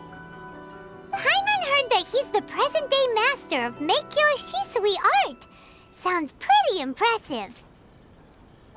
This is his dojo. Luckily, there's some people around. Let's go talk to them. Nanako, don't worry. Sensei will be fine. Those thugs that challenged the dojo were strong, but he fought them all off in the end, didn't he? Maybe, but I'm still worried about him. Things have gotten dangerous before in the past, but it's never shaken him. This time, though... It's just because he's been possessed, that's all. Once the exorcism has taken place, he'll be right as rain in no time. Hey there! Did something happen? Who are you? I don't care whether you're trespassers or just here to harass us while Sensei is impaired. Get out of here immediately! Don't make me draw my blade, or you won't live to regret it. No! You got it so wrong! We just came here to... Disciples? Yep. We've heard all about the mighty master of Meikyo Shisui art. It's the whole reason we came all this way, to seek him out and ask him to train us. But then we got here and overheard you talking about how he got possessed or something? From the way you're dressed, it doesn't look like you're from around here. Please, accept my apologies. We've had so many people trying to cause us trouble recently that we're on high alert. You haven't arrived at the best of times, I'm afraid. Sensei got possessed recently, and he's still recovering. He's not able to take on any new disciples for the time being. I see you are earnest in your pursuit. Okay, how about this? My fellow disciple Nanako and I will explain Sensei's situation to you in a little more detail. Then you can decide whether to stay or to leave. Sensei's name is Domon, a name I'm sure you've already heard. Though self-taught, he mastered the art of the sword to a high level.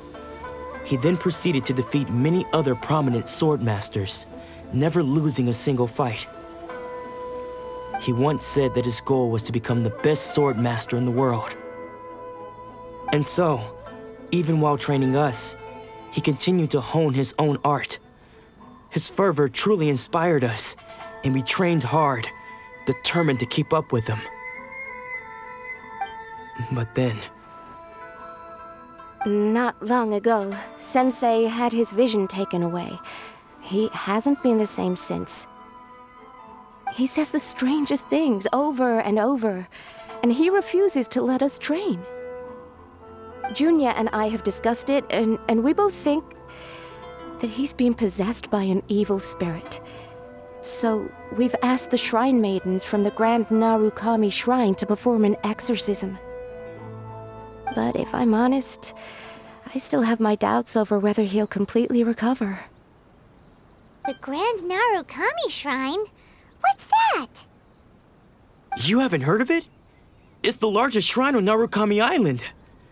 The head shrine maiden is reputed to have very close ties with the almighty Shogun herself. Not that we'd have any means of involving the head shrine maiden, of course. But even one of the ordinary shrine maidens from the Grand Narukami Shrine would have clear power and authority to perform an exorcism. So don't worry, Nanako. Sensei is going to be just fine. The exorcism will take place this evening. You're both more than welcome to come and watch if you're interested. So, losing your vision can cause possession? Guess we should come back this evening and see for ourselves.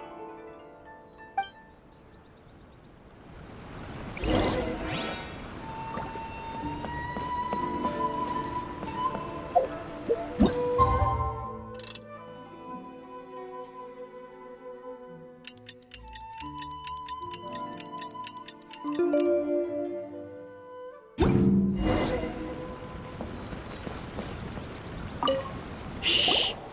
So you decided to come. It's a good thing you didn't arrive any earlier. You would have had to witness Sensei in one of his fits of madness. Just now, when Nanako was attending to him, she heard him whispering a few names to himself. When she asked him who the people were, he suddenly looked panic-stricken and pushed her away. It looked like he was in great distress.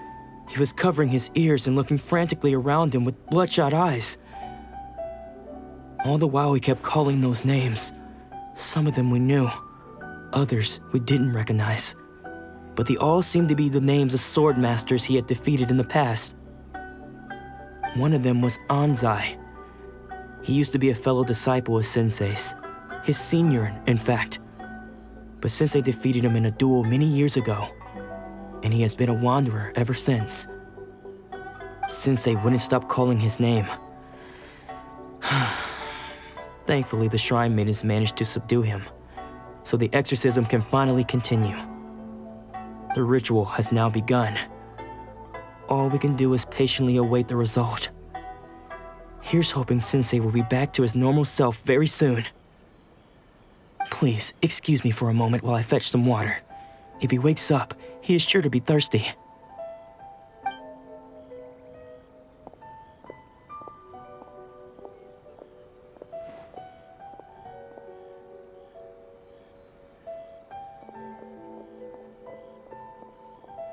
Huh?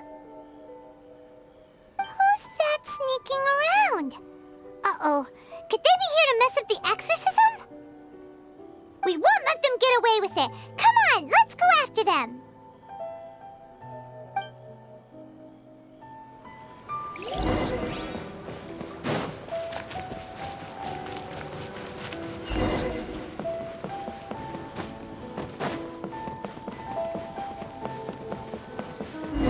Is this definitely the right place? Let's look a little further up.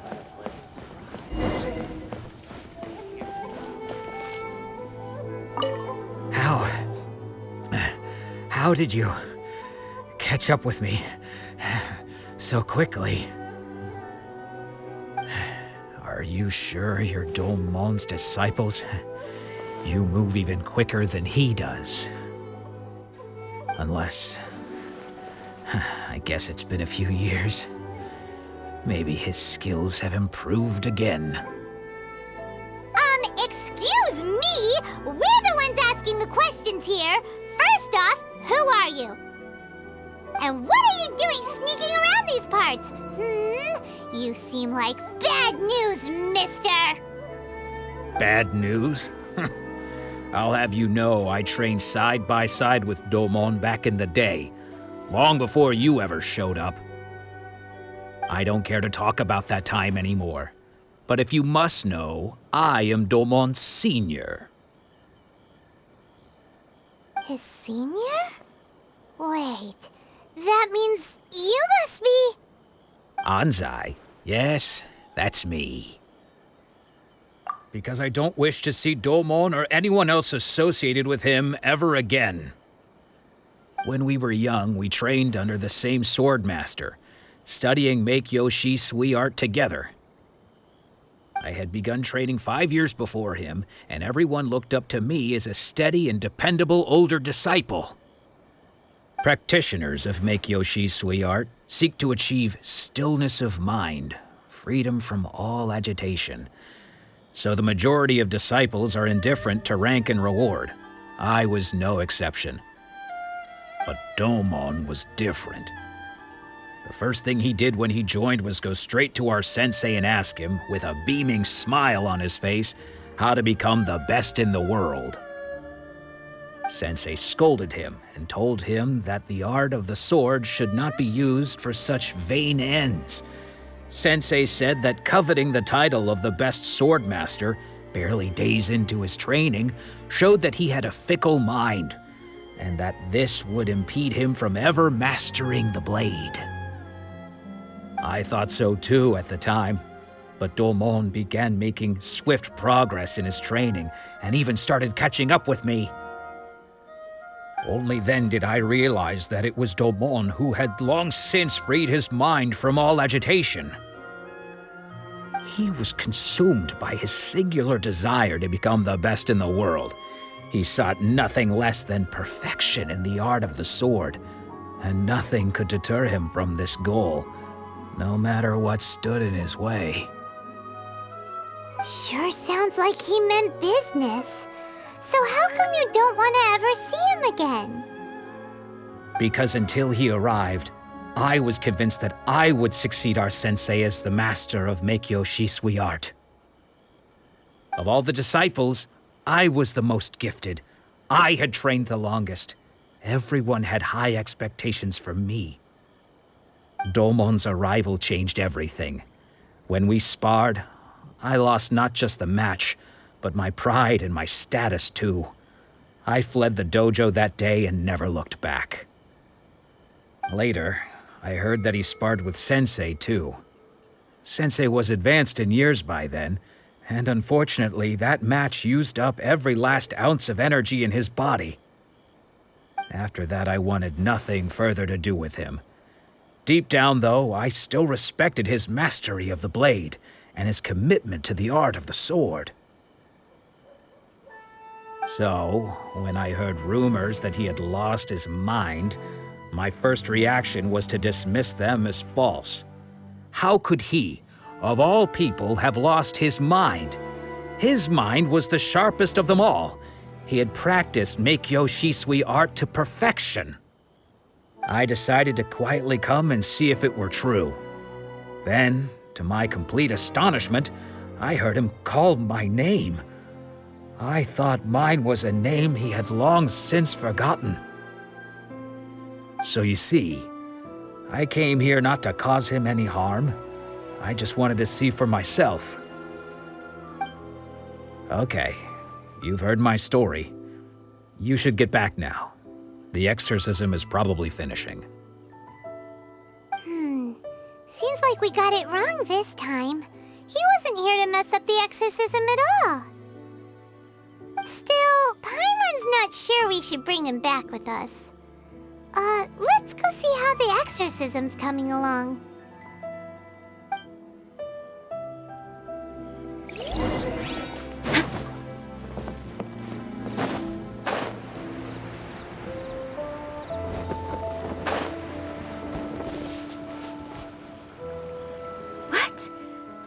You're saying he isn't possessed? Does that mean he's just lost his mind? But how is that possible? No, I refuse to believe it. Something's clearly wrong. Nanako, please. Try not to get agitated. I am sorry. With what powers I have, I can find no sign of any malignant spirit having possessed Domon. But spirits may take a myriad of forms in this world, many of which I cannot claim to have witnessed myself. Thus, I dare not rule out possession with complete certainty.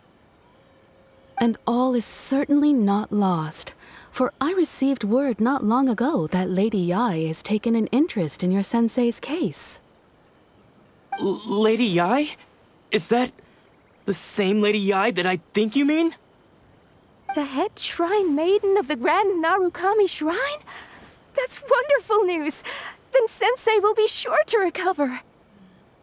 Correct. Lady Yai is most knowledgeable indeed, and has abundant experience in the exorcism of evil spirits and aversion of great calamities. I am unable to say for certain whether an evil spirit has possessed your sensei, but Lady Yai can give a conclusive verdict. Excuse me, Miss Inagi, but I must ask, should we prepare a greeting gift for Lady Yai? That won't be necessary. All that is required of you is your timely arrival at the Grand Narukami Shrine. Lady Yai does not like to be kept waiting. I must leave now, but we will meet soon at the shrine. I wish Domon a full and speedy recovery. Who'd have thought Lady Yai herself would have taken notice of our sensei's case? Do you mean to say that Sensei isn't renowned enough to deserve Lady Yai's attention? No, that's not what I meant at all. You misunderstand me. I just mean this is Lady Yai, the head shrine maiden. She has direct and close contact with the almighty Shogun herself. Anyway, you should join us too, tomorrow. Given that you've traveled all this way just to meet our sensei, we, the disciples of Meikyo Shisui Art, will do our best to help you. Sure! After all, everyone seems pretty excited about Lady Yai. We're curious to meet her too. Who knows? Maybe we'll be able to find out a thing or two about the Raiden children from her.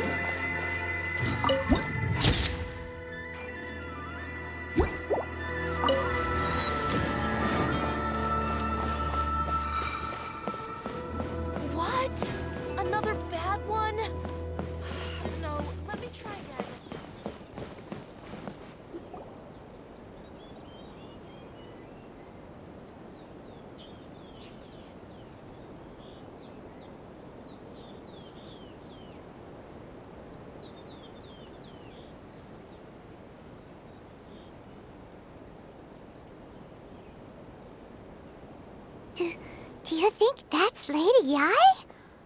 Oh, no wonder Junior was so excited. She has a really striking presence. Also, is it just Paimon? Or did she look right at us just now? It was probably nothing. It's not like she's ever seen us before. Keep away. Keep away from me. I gave up the art of the sword. Please, let me go, I beg you. As you can see, Lady Yai, Domon has persisted in this state for some time now. He appears to see those who have lost to him in duels past, gathered all around him to persecute him. Lady Yai, it must be a possession, right? This is nothing like him at all. In the past, no matter what came his way, he would always face it with a confident smile. I'm sorry. It is clear to me that your sensei is not possessed by any evil spirit. But then does that mean he... Yes. This is a change in the person himself. Unable to cope with the tremendous pressure he was under, he suffered a spiritual collapse. With his wits impaired, he finally descended into madness. As one who is thrown into the sea, though he fights back desperately against his predicament, it does nothing to prevent his descent into the depths. As for what has triggered this change, I believe it must be the loss of his vision. For to be stripped of one's vision is to be stripped of one's ambition. Stripped of his ambition? But Lady Yai, even without his ambition, why should he suffer such a dramatic change? How does that explain his descent into madness? Your school practices Meikyo Shisui art, does it not? Stillness of mind, freedom from all agitation. What a fine notion that would be if any in this world could ever hope to achieve it. There was once one who claimed to be indifferent to rank and reward, and who fled enraged when defeated by his junior. And then there was an aged swordmaster who was aggrieved enough that he crossed blades with a disciple he himself had taught. Then, what of the one who crossed blades with his own sensei and beloved fellow disciple, and defeated them both? Can one truly remain unagitated, of still mind in moments such as these? Lady Yai, I'm not sure I understand. The path of the Swordmaster is filled with twists and turns. It is no small undertaking to pursue the position of greatest Swordmaster in the world. It requires one to take their sword firmly in both hands and cut down the hopes and dreams of others, even those of one's closest companions. Only a deep commitment to his ambition to become the best made it possible for him to rise above the pain of these encounters, to focus on the way ahead. When that ambition disappeared, he began to doubt himself. As he battled his growing anxiety, he slowly descended into the state you see him in now. Much like a certain fatally flawed friend of mine. Poor Sensei. To think he's been suffering so greatly. I'm sorry. It's all my fault. Father, Sensei, Ansai. That's enough. Huh? Isn't that Ansai? Where did he come from? Did he follow us the whole way here? Ansai, why are there two of you? Is that you or a ghost? You're here for revenge, aren't you? I knew it would come. I never should have. You're right to assume that my feelings towards you are far from kindly. But I didn't come here to settle a score. It's been so long now that I made peace with it years ago. You did nothing wrong that day. I couldn't face the humiliation. That's why I ran. I don't think most of the people you beat along the way would hold it against you. On the contrary, when you cut our ambitions short, we entrusted them to you, in the hopes that they might carry you further. Now I know that we can't place our hopes in you any longer, since you've been stripped of your ambitions too. But that is no reason to strip them of theirs. Follow the way of the sword all the way to the highest peak. You taught them that, didn't you? But what if one day, the same thing happens to them? I put everything I had into trying to become the best. But what if it was all a huge mistake right from the start? If there's a chance they'll end up like me one day, I'd rather they stay where they are now than go any further down this path. Have you asked them what they think? Sensei, after you rescued me from the hands of the pirates, I told myself I would follow in your footsteps for the rest of my days. I can't know whether I will suffer in my future as you do now. All I know is that here and now, in the present, I wish to continue. I want to keep going until the day that I can stand before everyone with my head held high and announce that I, like my sensei Domon before me, am a master of Meikyo Shisui art. Nanako's far from the only one. Actually, all of us think that way. Goodness. Well, You see? You can place the ambition you once had in their hands.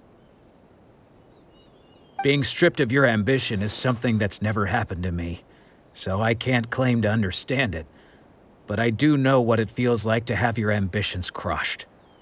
That's what happened on the day that you so effortlessly defeated me.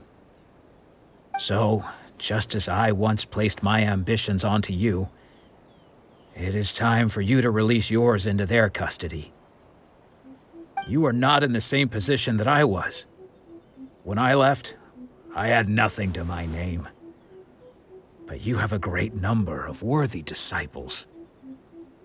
I understand. I'm sorry to have made you worry for me, and for the state of Meikyo Shisui art. I no longer have the resolve to become the best in the world. The emptiness and suffering inside of me will not abate, so I cannot hope to still my mind and be free of agitation. But as your sensei, I shall commit to imparting unto you everything I have learned in my life so far. This is my promise, and I humbly ask Anzai, my senior, to hold me to my word. You can count on that. I'd be checking in on you occasionally anyway, just to make sure you hadn't lost your mind again. But I am now used to the life of a wanderer. I do not belong in the dojo anymore, so I will simply stop by once in a while to make sure you aren't cutting any corners with them. Well, don't just stand there staring at me. Say thank you to Lady Yai and then get yourself back home.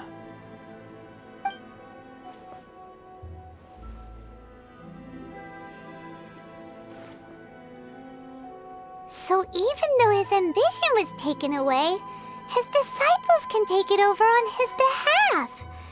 Guess that sort of solves this one, huh? Traveler, a moment, please. Lady Yai has some words for you. So, my intuition was correct. The wind that blows from afar carries fresh life to these shores.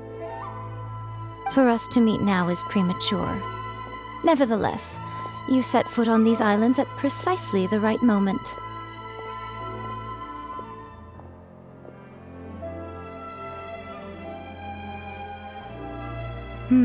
I have high hopes for you, child. Don't disappoint me.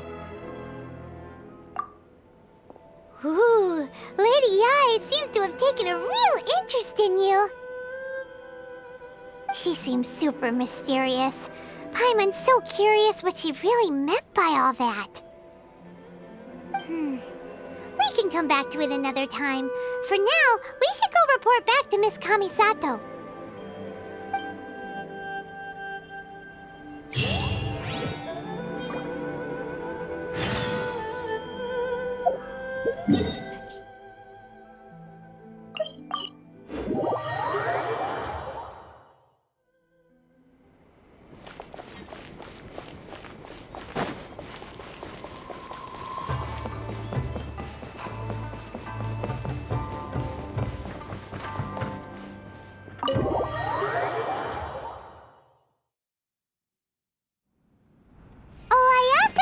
Guess who fulfilled all your wishes? Huh? Ayaka! Huh? Huh?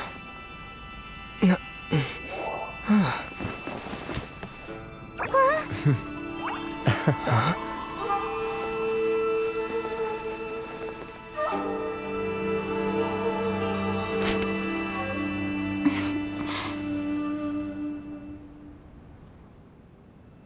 Traveler, Paimon, it is a pleasure to finally meet you both face to face. I have heard all about how you helped our 3 friends. My sincerest thanks to you. Yeah. Short of getting them their visions back, it seems like there's no way to really help them. Ayaka, how come this time you get to come out and meet us in person? Because now that you have done the 3 things I asked of you, I consider you to be my friends. As you will observe, I dispense with the screen for Toma also. Wait a second. But isn't Toma your, servant? Paimon's happy to help and all, but Paimon sure as heck did not sign up to be a servant. Oh. Paimon, you are most entertaining. Toma is first and foremost my friend, and was so before he ever became my attendant. Oh, okay then. Ayaka, you seem pretty different out in the open compared to how you are behind the screen. Alright, we can be friends. Thank you both kindly. Back to the matter at hand. You have now witnessed the pain of those deprived of their visions. What are your feelings on what you have seen?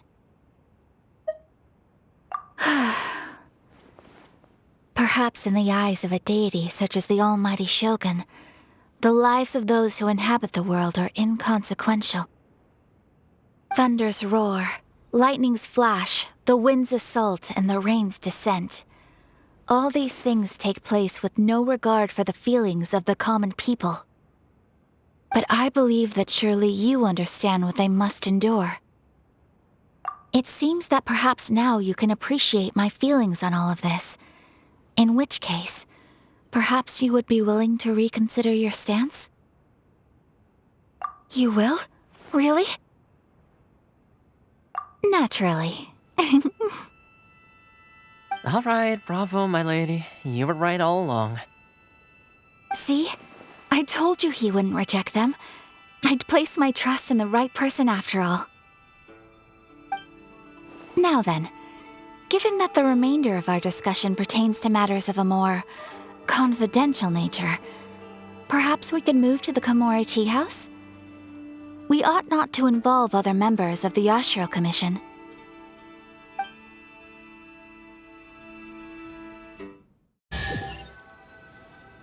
Well, here we are again. Please continue without me. I'll keep watch.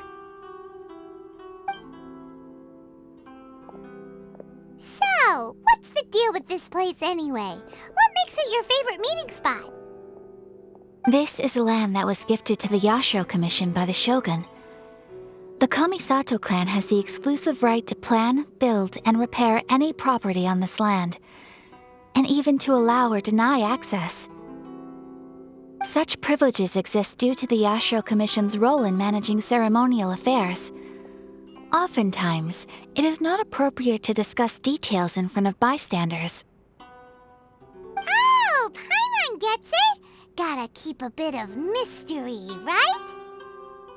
Once the number of ceremonial affairs conducted in the city began to decline, our forebears built a tea house here. Only members of the Yashiro Commission are permitted to come and go as they please. Makes sense. Perfect place for a secret base. In any case, we can talk freely here. I presume you have a few questions that you wish to ask me? The almighty Shogun. I've seen her on but only a few occasions, most of them formal ceremonies. She inspires awe, commands respect, and exudes a sense of absolute authority. But as I recall, there was something else about her that struck me even more deeply. It was her almost complete lack of any emotion. In that sense, she appeared to me to be less of a ruler and more of, well, an executive official, I suppose. Focused exclusively on her single goal of implementing eternity, acting accordingly without feeling. The issue is this. For the vast majority of people, the Vision Hunt Decree is something that has no implications whatsoever. After all, it is but a tiny minority of people who receive visions. Moreover, it is not unknown for visions to spark jealousy in others. Because of this, the attitude of most people towards the Vision Hunt Decree is one of indifference. How can they be like that? Paimon's getting mad. Nevertheless, in addition to us, there is also the resistance on Watatsumi Island. Resistance? You mean like an army fighting against the decree? Yes. Many who have lost or fear losing their visions have rallied together under Sango no Miya on Watatsumi Island to form a resistance group. To say a little more about Sango no Miya, historically, there has always been some conflict between them and the shogunate of Narukami Island due to their different belief systems. But I do wonder whether there may be some other agenda behind their resistance movement, beyond merely fighting the Vision Hunt Decree. Of course!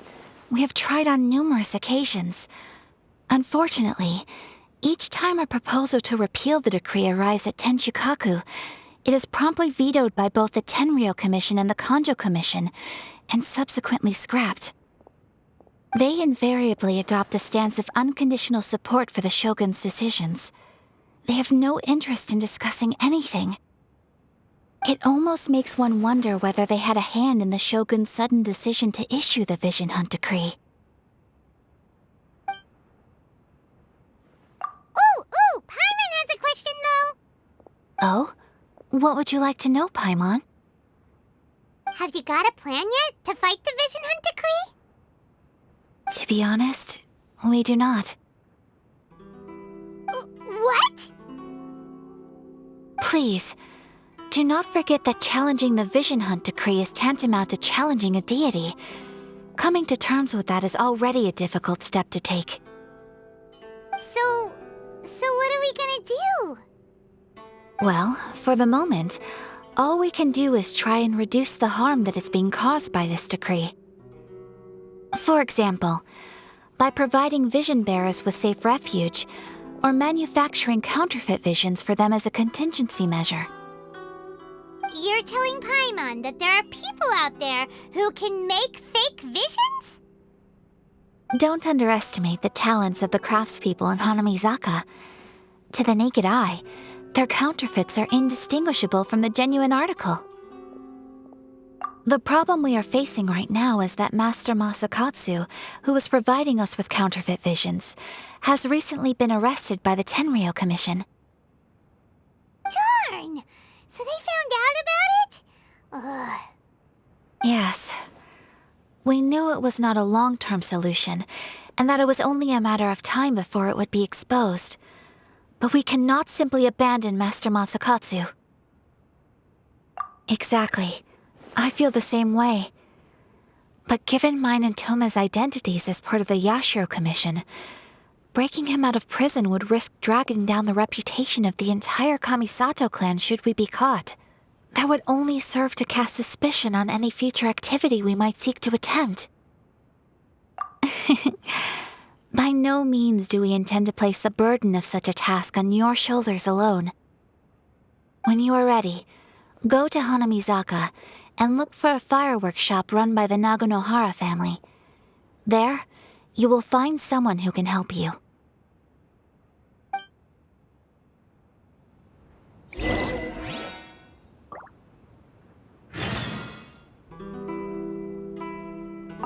You want to know who you'll be meeting in Hanamizaka? Let's just say they'll be easy to find. You'll see what I mean when you get there.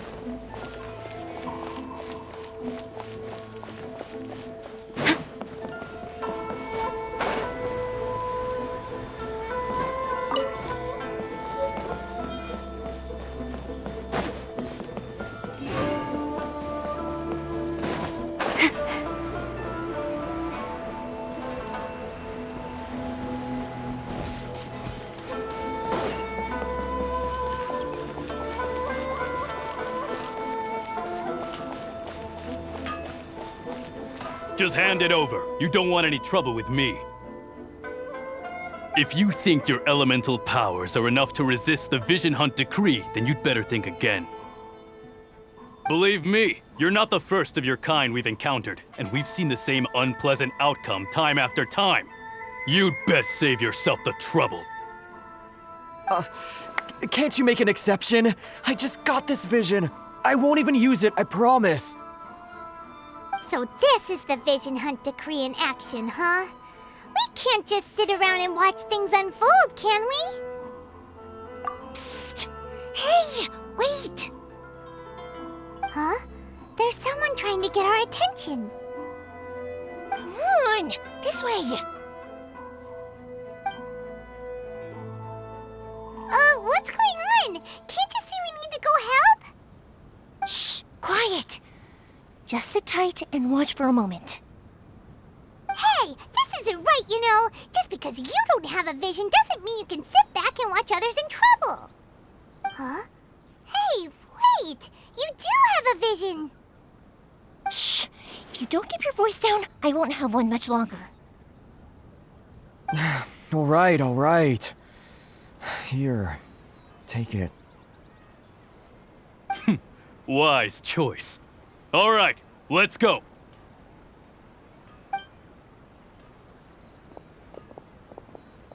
What should we do now? He's already given up his vision. Doesn't he know what could happen to him after losing it? This is your fault. You're the one who stopped us from interfering. Many thanks, Miss Euthymia. If you hadn't swapped me a fake just now, I'm sure I would have lost it. No worries. You put on quite the convincing performance. Oh, so that's what's going on here. And to think Paimon was about to unleash Paimonial wrath on Miss Euthymia. Sorry about that. Think nothing of it. I could tell from your reaction we were on the same side. You just didn't know it, you know? Oh, right. Allow me to introduce myself. I'm Euthymia, the current owner of Naganohara Fireworks. It ain't much, but it's honest work. Great to meet ya. Practically everyone on Hanamizaka knows Euthymia. She's the queen of the summer festival. Without her and her fireworks, summer on Narukami Island just wouldn't be the same. Whoa, that's quite the introduction. Paimon loves fireworks. It's nice to meet you.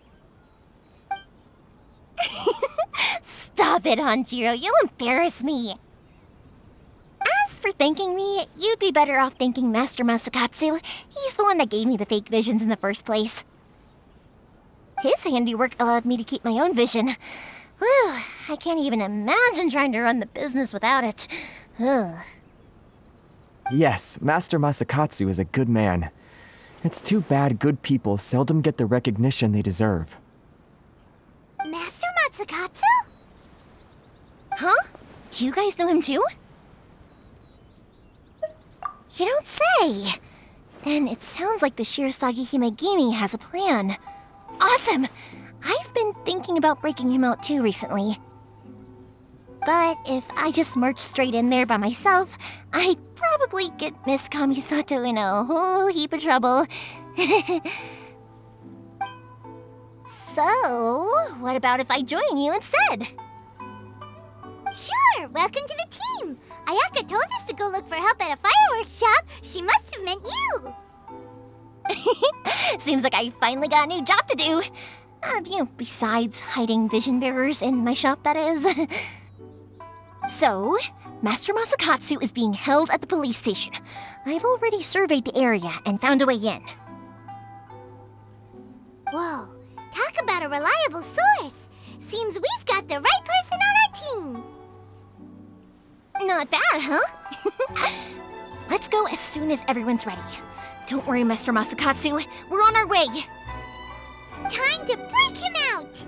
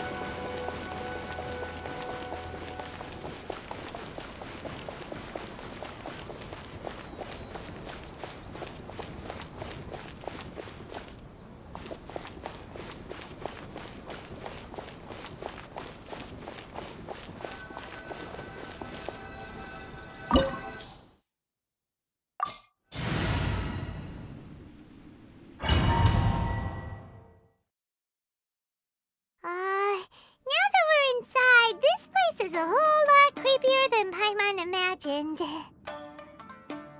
Come on, this way.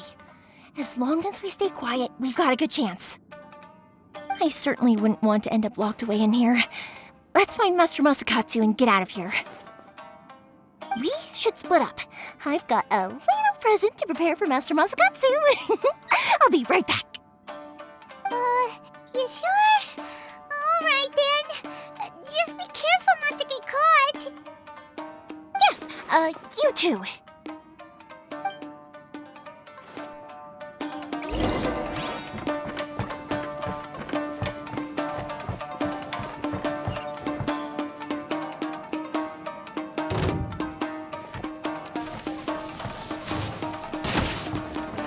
There is no escape!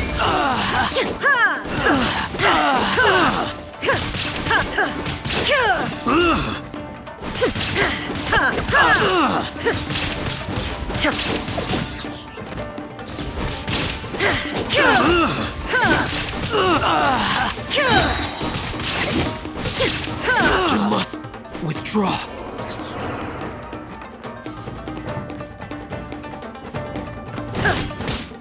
Torn to oblivion!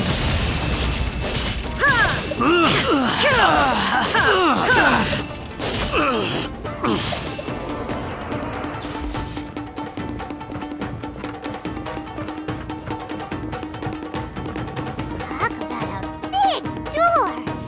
Seems we need to collect something shaped like Magatama in order to open it.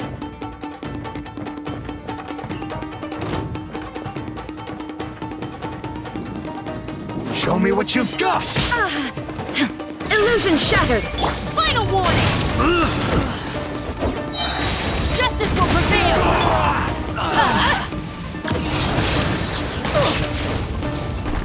I'm going in! I must withdraw. the front!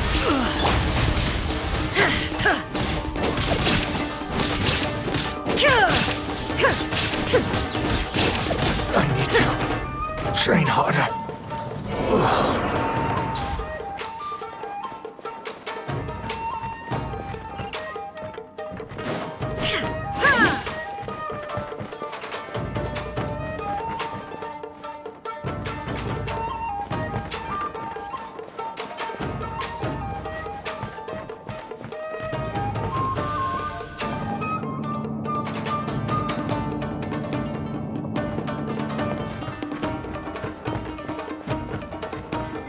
Battle formation!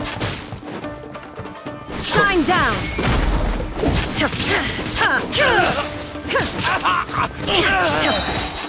Inazuma shines eternal! I won't forget this.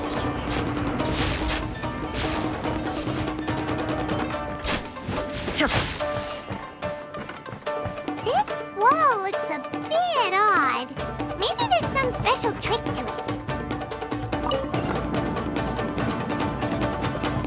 These guys seem a lot tougher than usual. Paimon wonders if that armor over there has anything to do with the source of their strength.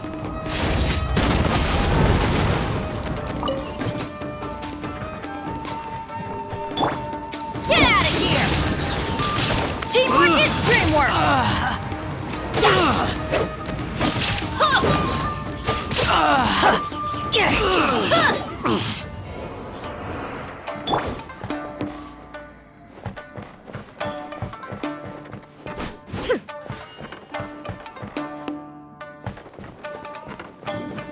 Who goes Brace there? yourself.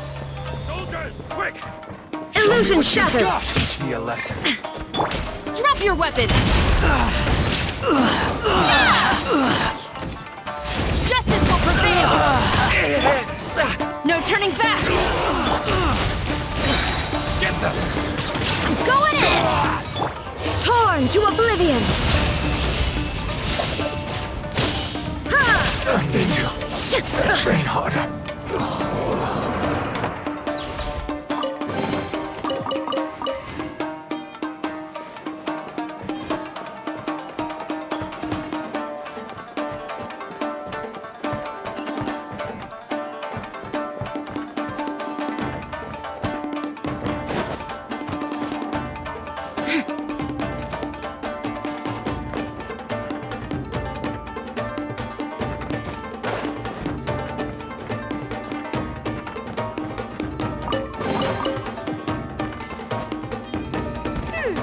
Doesn't that Magatama shape look pretty similar to the grooves on the door over there?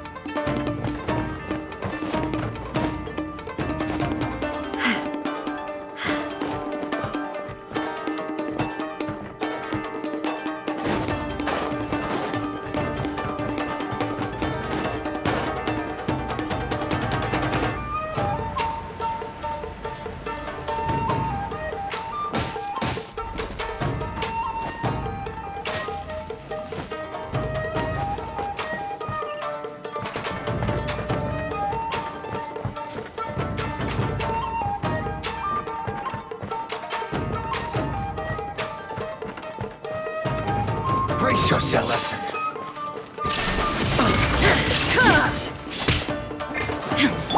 Final warning!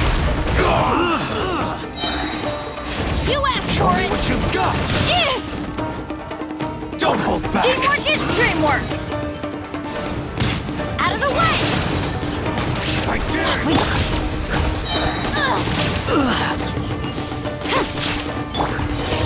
you shall perish! I must. Don't hold back! I need to train Glory harder. to the Shogun! Everybody stand back! Hands where I can see them! Shine down! I've been rested.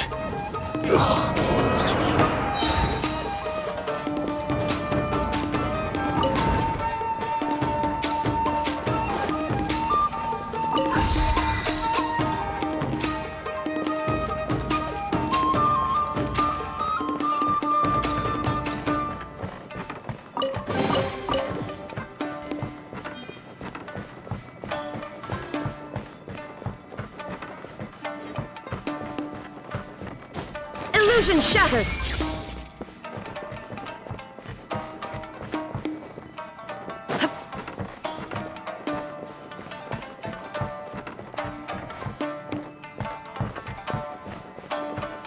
Shine down!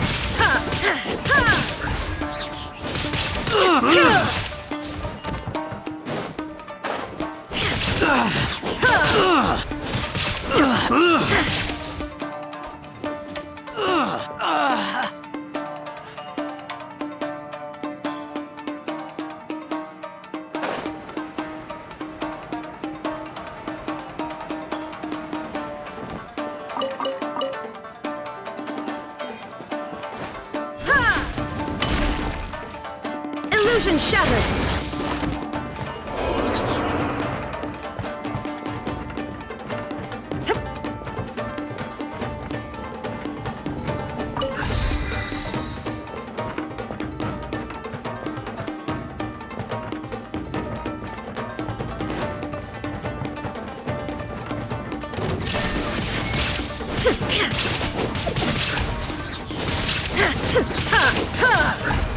Inazuma shines eternal! I must withdraw.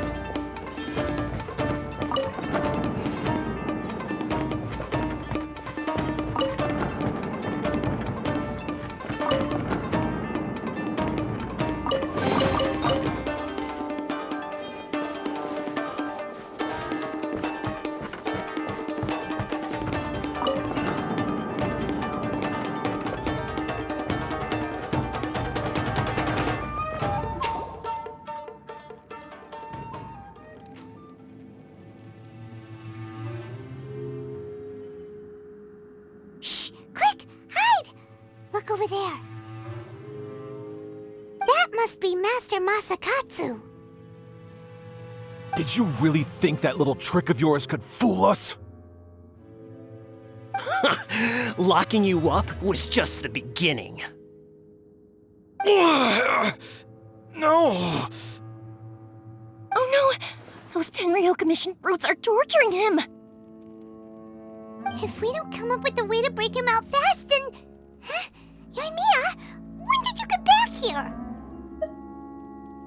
I can't bear to watch. If anything happens to Master Masakatsu, our whole plan will have been for nothing. Hey, you there! What are you doing? Ma'am. We were just teaching him a little lesson, that's all. Huh? Who's that? That's Kujo Sara, adopted daughter of the Kujo clan of the Tenryou Commission. She's also a general in the Shogun's army. What's she doing here? Make way, let me have a look at him.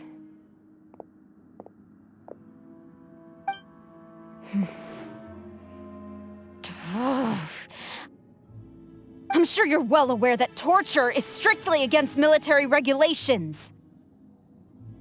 Yes, ma'am. If you are unashamed of such disgraceful action, then you are also unworthy of the Tenryou Commission itself. Do I make myself clear? Yes, ma'am. It won't happen again. Oh, Paimon sure wouldn't want to get on her bad side. Hey, this is our chance. Let's move while they aren't watching Master Masakatsu. Euthymia, are you sure now's the right time? Who is that? Quick, go and investigate. Yes, ma'am. They're coming! Quick, hide! Sorry. I didn't mean to. Don't worry, I've got us covered. Time for my little present.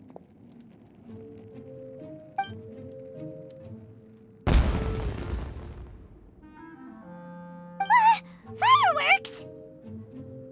Huh? Was that an explosion? It sounded like fireworks. Quick, let's hurry!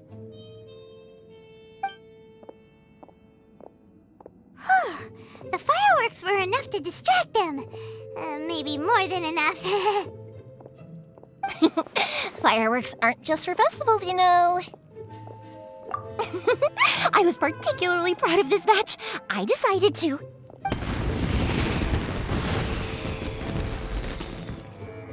Whoa! Whoa! Euthymia, this is turning into a bit of a fireworks display. Well, fireworks are my craft after all. Every batch has to be spectacular. Look, the coast is clear. Now's our chance.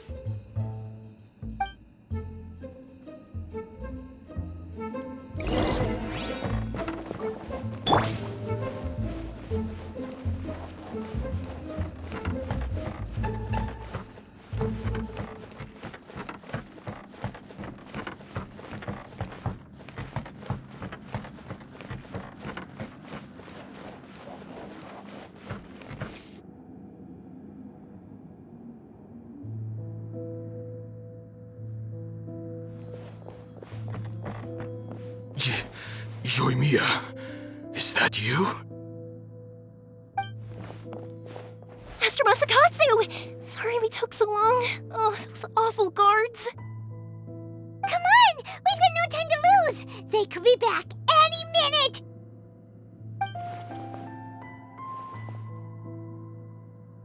Oh. Yes, leave, before I let my judgment get the better of me. He's in serious condition. Be sure he gets immediate medical attention. But remember, once he's recovered, it won't be long until I bring him right back. Well... you can bet we'll do all we can to keep that from happening. Leave this place.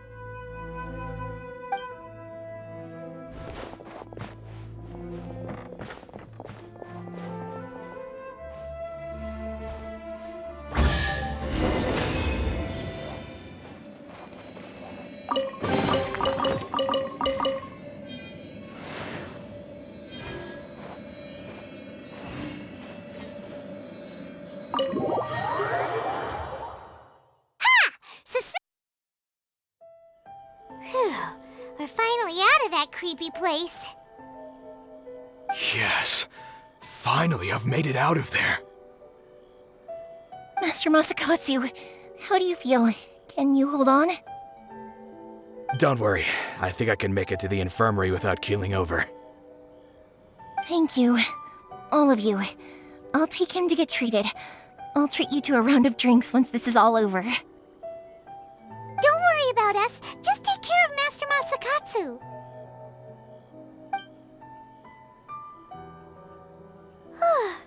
Good thing we were able to rescue him. Right, Kujusara. Do you think she was making up for how the guards were treating him? It seems as though there are some okay people among the ranks of the Tenryou Commission. Though Paimon would never agree with their actions in the Vision Hunt Decree, of course. How about we go tell Ayaka and the others the good news?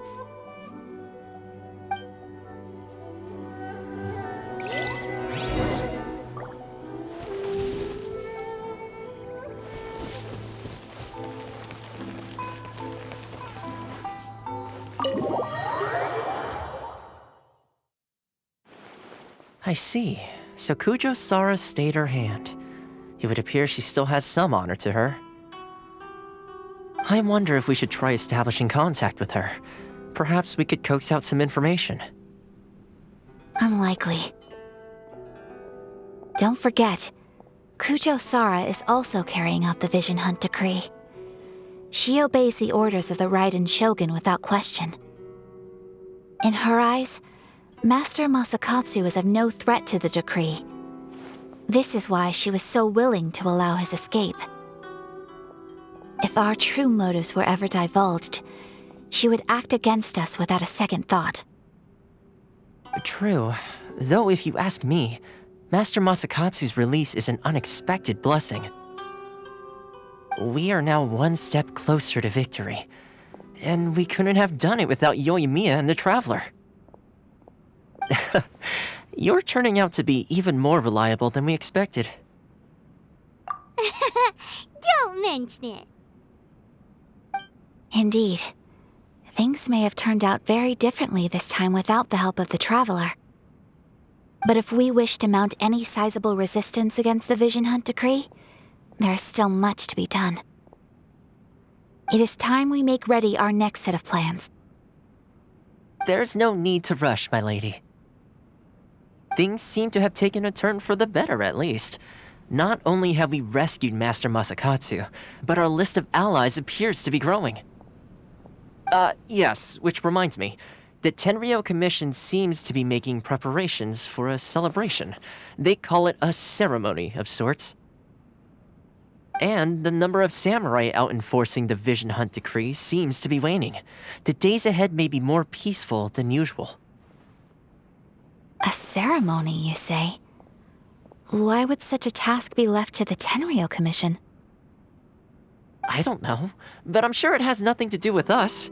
Anyway, with the Tenryou Commission busy with preparations, we should have a little more breathing room than usual. You do present a good point. Being in a constant state of alert will only tire us further. Perhaps a period of rest is in order. Toma, what would you suggest? I'd say a celebratory feast is in order. Might I suggest an evening of hot pot together? Funny enough, I learned a new hot pot game recently. I'm sure you'll find it quite amusing. A hot pot game? What's that? Well, as long as it has to do with eating. Simply put, every person prepares an ingredient to add to the hot pot. Once the meal begins, we add all the ingredients together. Then we take it in turns to close our eyes, pick an ingredient out of the pot, taste it, and guess whose ingredient it was. Anyone who guesses correctly can go again, and whoever finishes the meal with the most points is declared the winner. Tradition even has it that the winner receives blessings from the god of hot pot. Don't you think it sounds like fun? I've been wanting to give it a try. In fact, I've already got my ingredients prepared. You really do want to play, huh? Well, sounds like we've got our work cut out for us. Time to gather some ingredients. But what should we choose?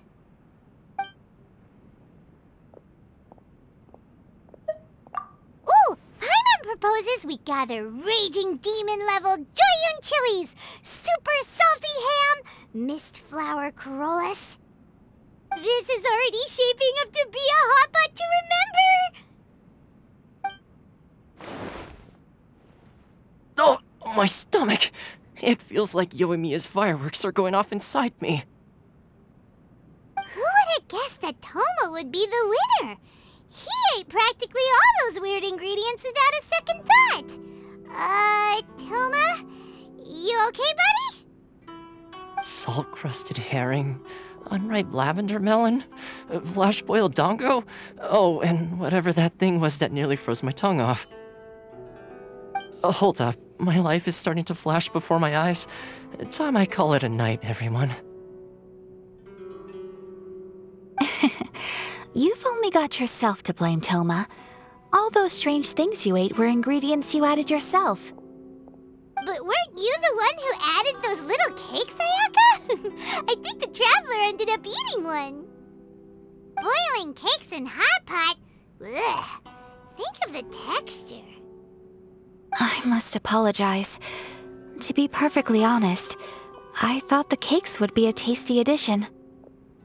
Uh-oh. I'm definitely not okay. I need to lie down. I feel like a new man. You know, Toma, all you had to do was guess wrong on purpose and it would have been someone else's turn. Talk about being competitive. Guess I've been feeling unlucky recently and wanted the God of Hot Pot's blessing.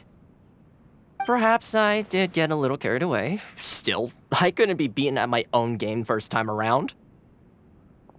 I think my luck has already taken a turn for the better. I can sense it. So without further ado, I hereby declare that the winner of today's Hot Pot Challenge is me. Oh, brother. Good effort, team. Another important job taken care of. Next on the agenda, some well-earned rest and relaxation. Yes.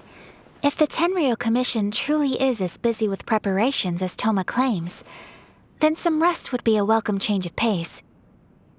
And with the extra time, there are some other matters I wish to attend to. Let's all take some much-needed time off. After a few days' rest, we'll reconvene at the Komori Tea House and discuss our next operation. Downtime is hard to come by these days, so be sure to make the most of it. I'll tidy things up here and start thinking about our ingredients for our next round. There's gonna be a sequel? Sure, why not? We should play again now that everyone knows the rules. I'll see you all later. Bye, Toma! Seems we won't need to be visiting the Komori Tea House for a while. Why don't we go explore some other places?